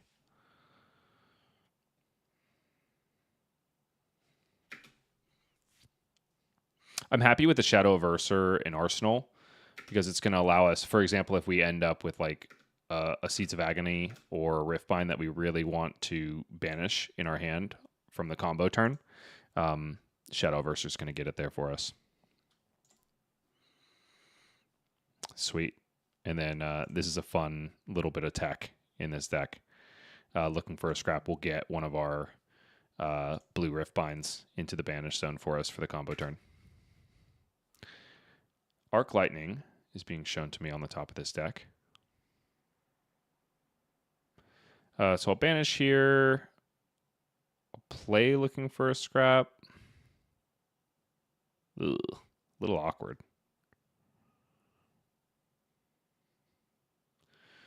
I don't know if it's worth pitching a whole blue just to play looking for a scrap, though. When I really just want to stay alive.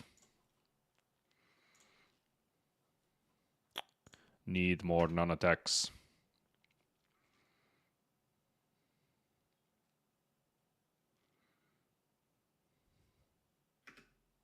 Rabble's interesting in these Aurora lists. I kind of feel like it's too blue heavy for it to be efficient. Oh, wow. He's just swinging for 1. How crazy. Surely he doesn't have a lightning card.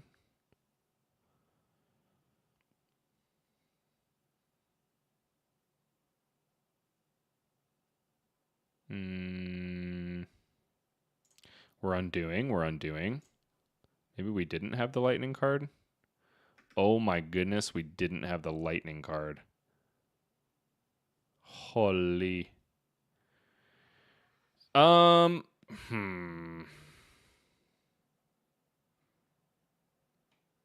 Is it crazy to send the looking for a scrap then?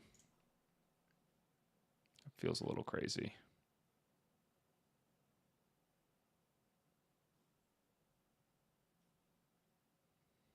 Gosh, I don't care. I'm going to send it.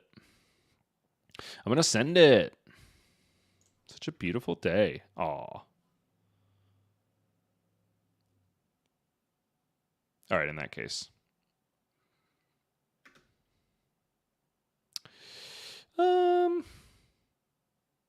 No, we'll send Eulogy to the bottom because we're already feeling like we got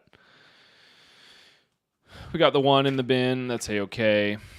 What I really want is more non-attacks. I want more Seeds of Agony.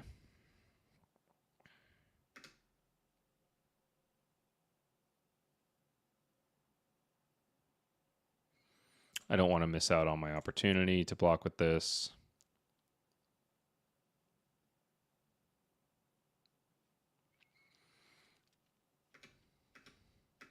Great. That's kind of what I thought would happen. We're just banishing, making a rune chant. I'm taking 6 blood debt.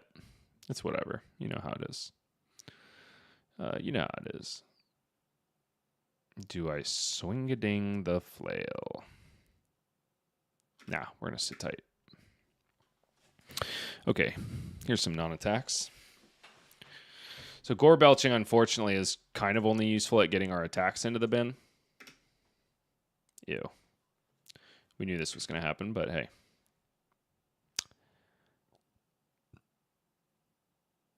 Yes, I do believe I am going to pitch for Arcane Barrier. Yes, I do believe I shall. Whoa.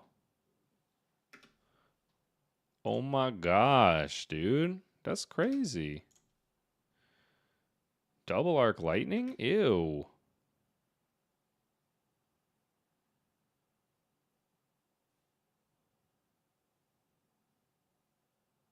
Didn't this? Oh, I guess it doesn't resolve until the go again at the end of the chain. That makes sense. That logics. Yeah, we take 2 here.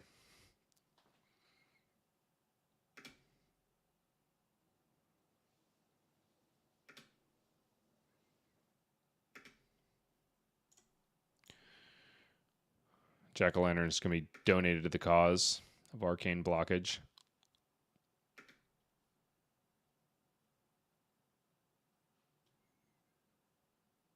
All in all, this is probably not as bad as it could be. I'm going to take 7 blood debt next turn.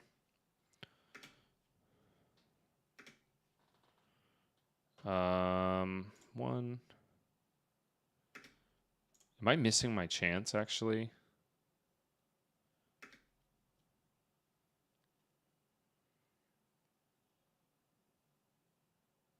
Uh-oh. Did I miss my 1 opportunity?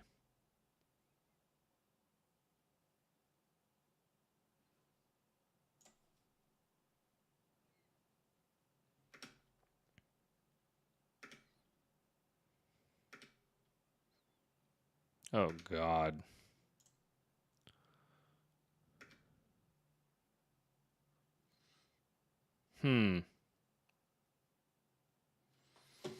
Ugh.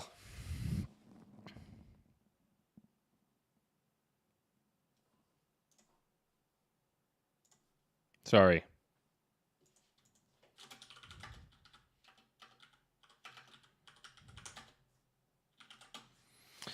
I reverted because I'm a filthy casual.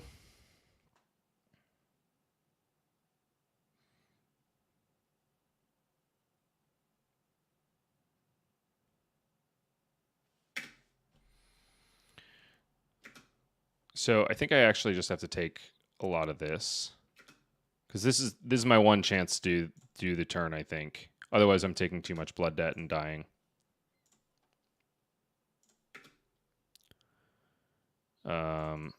Yeah, we'll block there.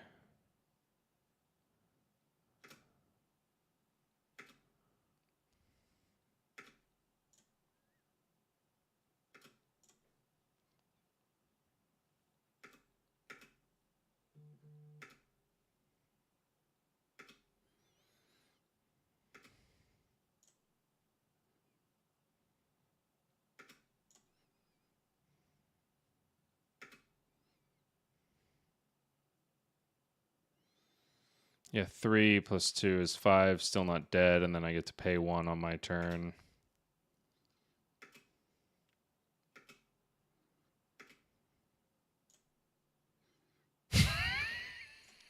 This looks pretty bad. Maybe I just don't know what I'm doing. Okay. Let's have some fun, though, shall we? Okay, so we need to go ahead and create an eloquence token.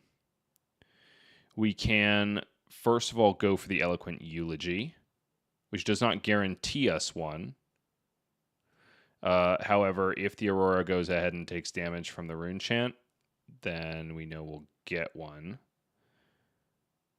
And then we could potentially creepers. Yeah. So we'll this.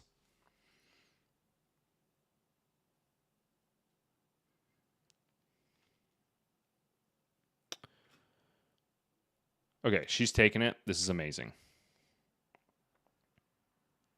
So now all of our non-attacks, all of our, I don't know, I guess Vincent non-attacks like Funeral Moon and Requiem for the Damned can be played at instant speed. We're going to get our Eloquence token when I close the chain. Sure, we have 0 AP, but we've also got Spellbound Creepers. So in theory, if I get this always hold priority thing right, because Spellbound Creepers will allow me to play my next one as though it were an instant, we'll play Tome of Torment. That'll have go again. Funeral Moon will have go again. Requiem for the Damned will have go again. So we'll generate 3 action points that way. Yep, she's feeling just fine. Cool. That's all good. We break the chain, create the Eloquence token. We will activate Spellbound Creepers. Let that resolve. At this point, we'll turn on Always Hold Priority.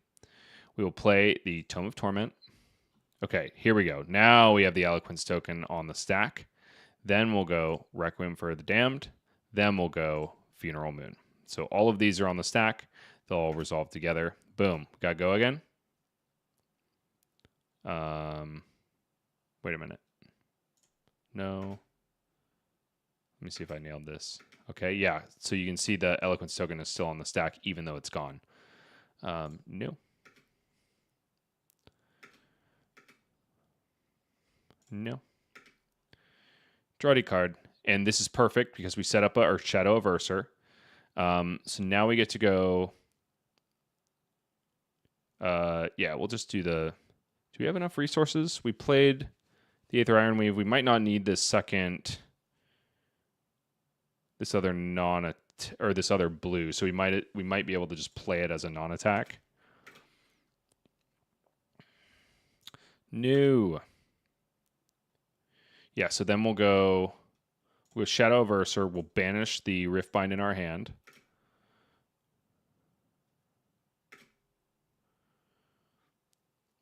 Remember that Riftbind, if I play it from my Banish Zone, is going to get buffed up based on the number of non-attacks I've played this turn, which is a lot. Not as much as I would ideally like, but hey, there it is. So yeah, I guess we'll also go ahead and play our Jack-o'-lantern, see if we can hit another non-attack off the top. That would be tight. Or something else we can play from the Banish.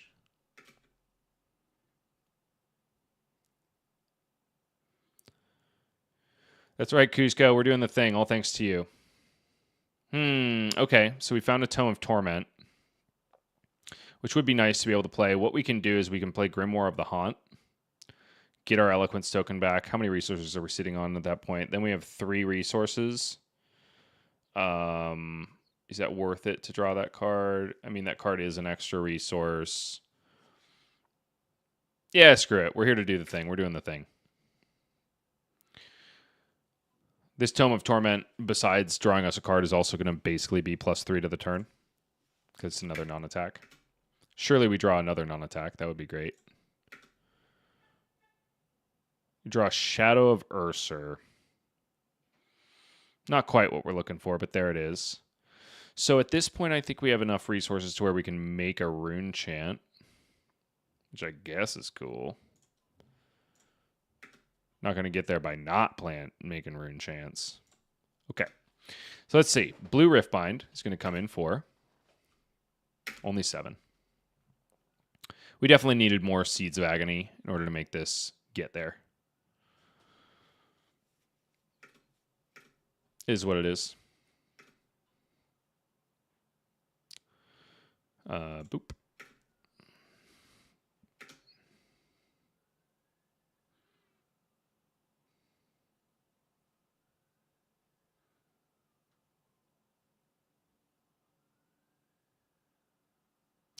I wonder...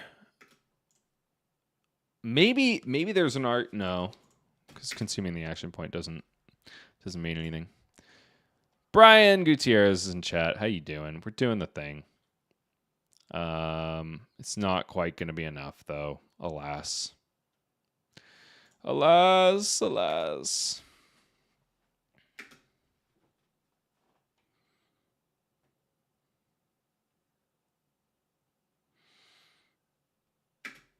I do feel comfortable saying we did the thing, though. We did the thing, chat. There's no question. Nobody can take that away from us. Not even this Aurora. This John Doe over here.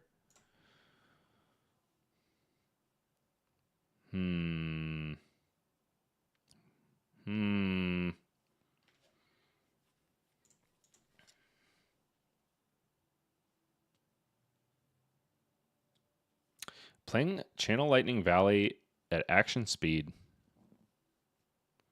That's a thing. Oh. No way.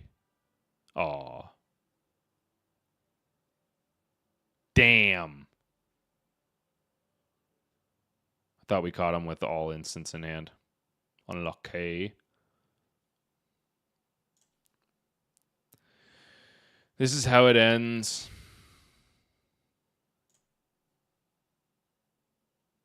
By hitting invert existence off the top? Nuh-uh. I die here. This has got dominate. Right, Colin? I'm not crazy, right? Oh. I see what you're saying. I think I already pitched it to the bottom, I'm pretty sure, at the beginning of this game, didn't I?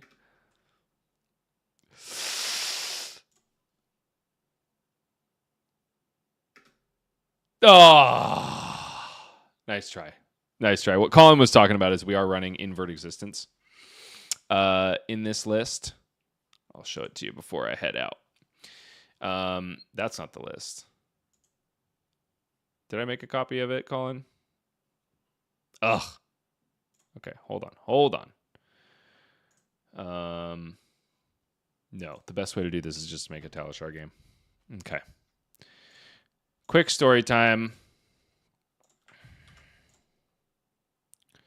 about this list. Colin took this list to an armory recently and just had so much fun with it, and I wanted to have that much fun too. And I really did. That was a pretty fun way to end that. But basically, what were we talking about? Colin was talking about the fact that we are running invert existence in this list. If you didn't play back in the chain days, that was a really fun way to close out games. You banish up to 2 cards in an opposing hero's graveyard. If you banish an attack and a non-attack, then you deal 2 arcane damage to that hero. So by activating creepers, playing out Tome, perhaps we could have hit invert existence and kill their opponent. I'm pretty sure I was only packing one, and I can't even. Maybe I wasn't packing any because I was packing all block cards. So it's possible it wasn't an out, but it can be if you're running this stupid list and having as much fun as Colin and I are. That being said, that is going to be it for me.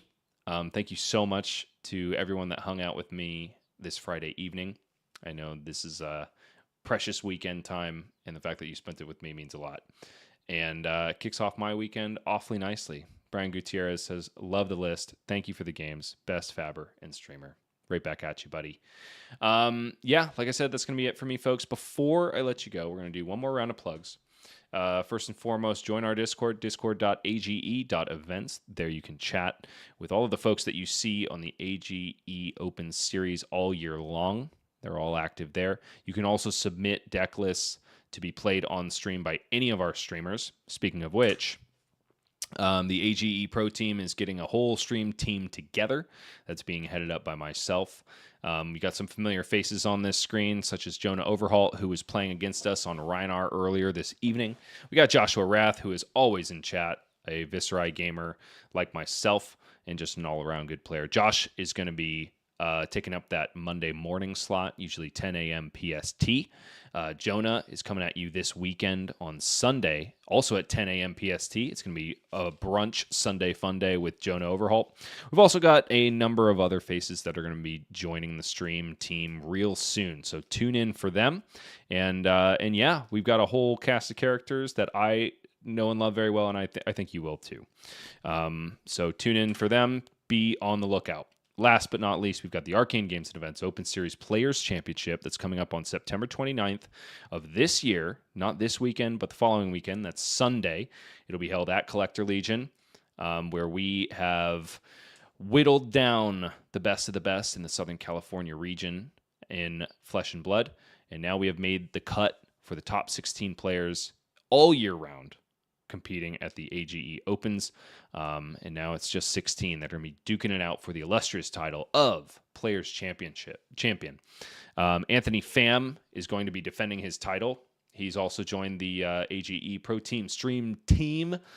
He streamed just last night.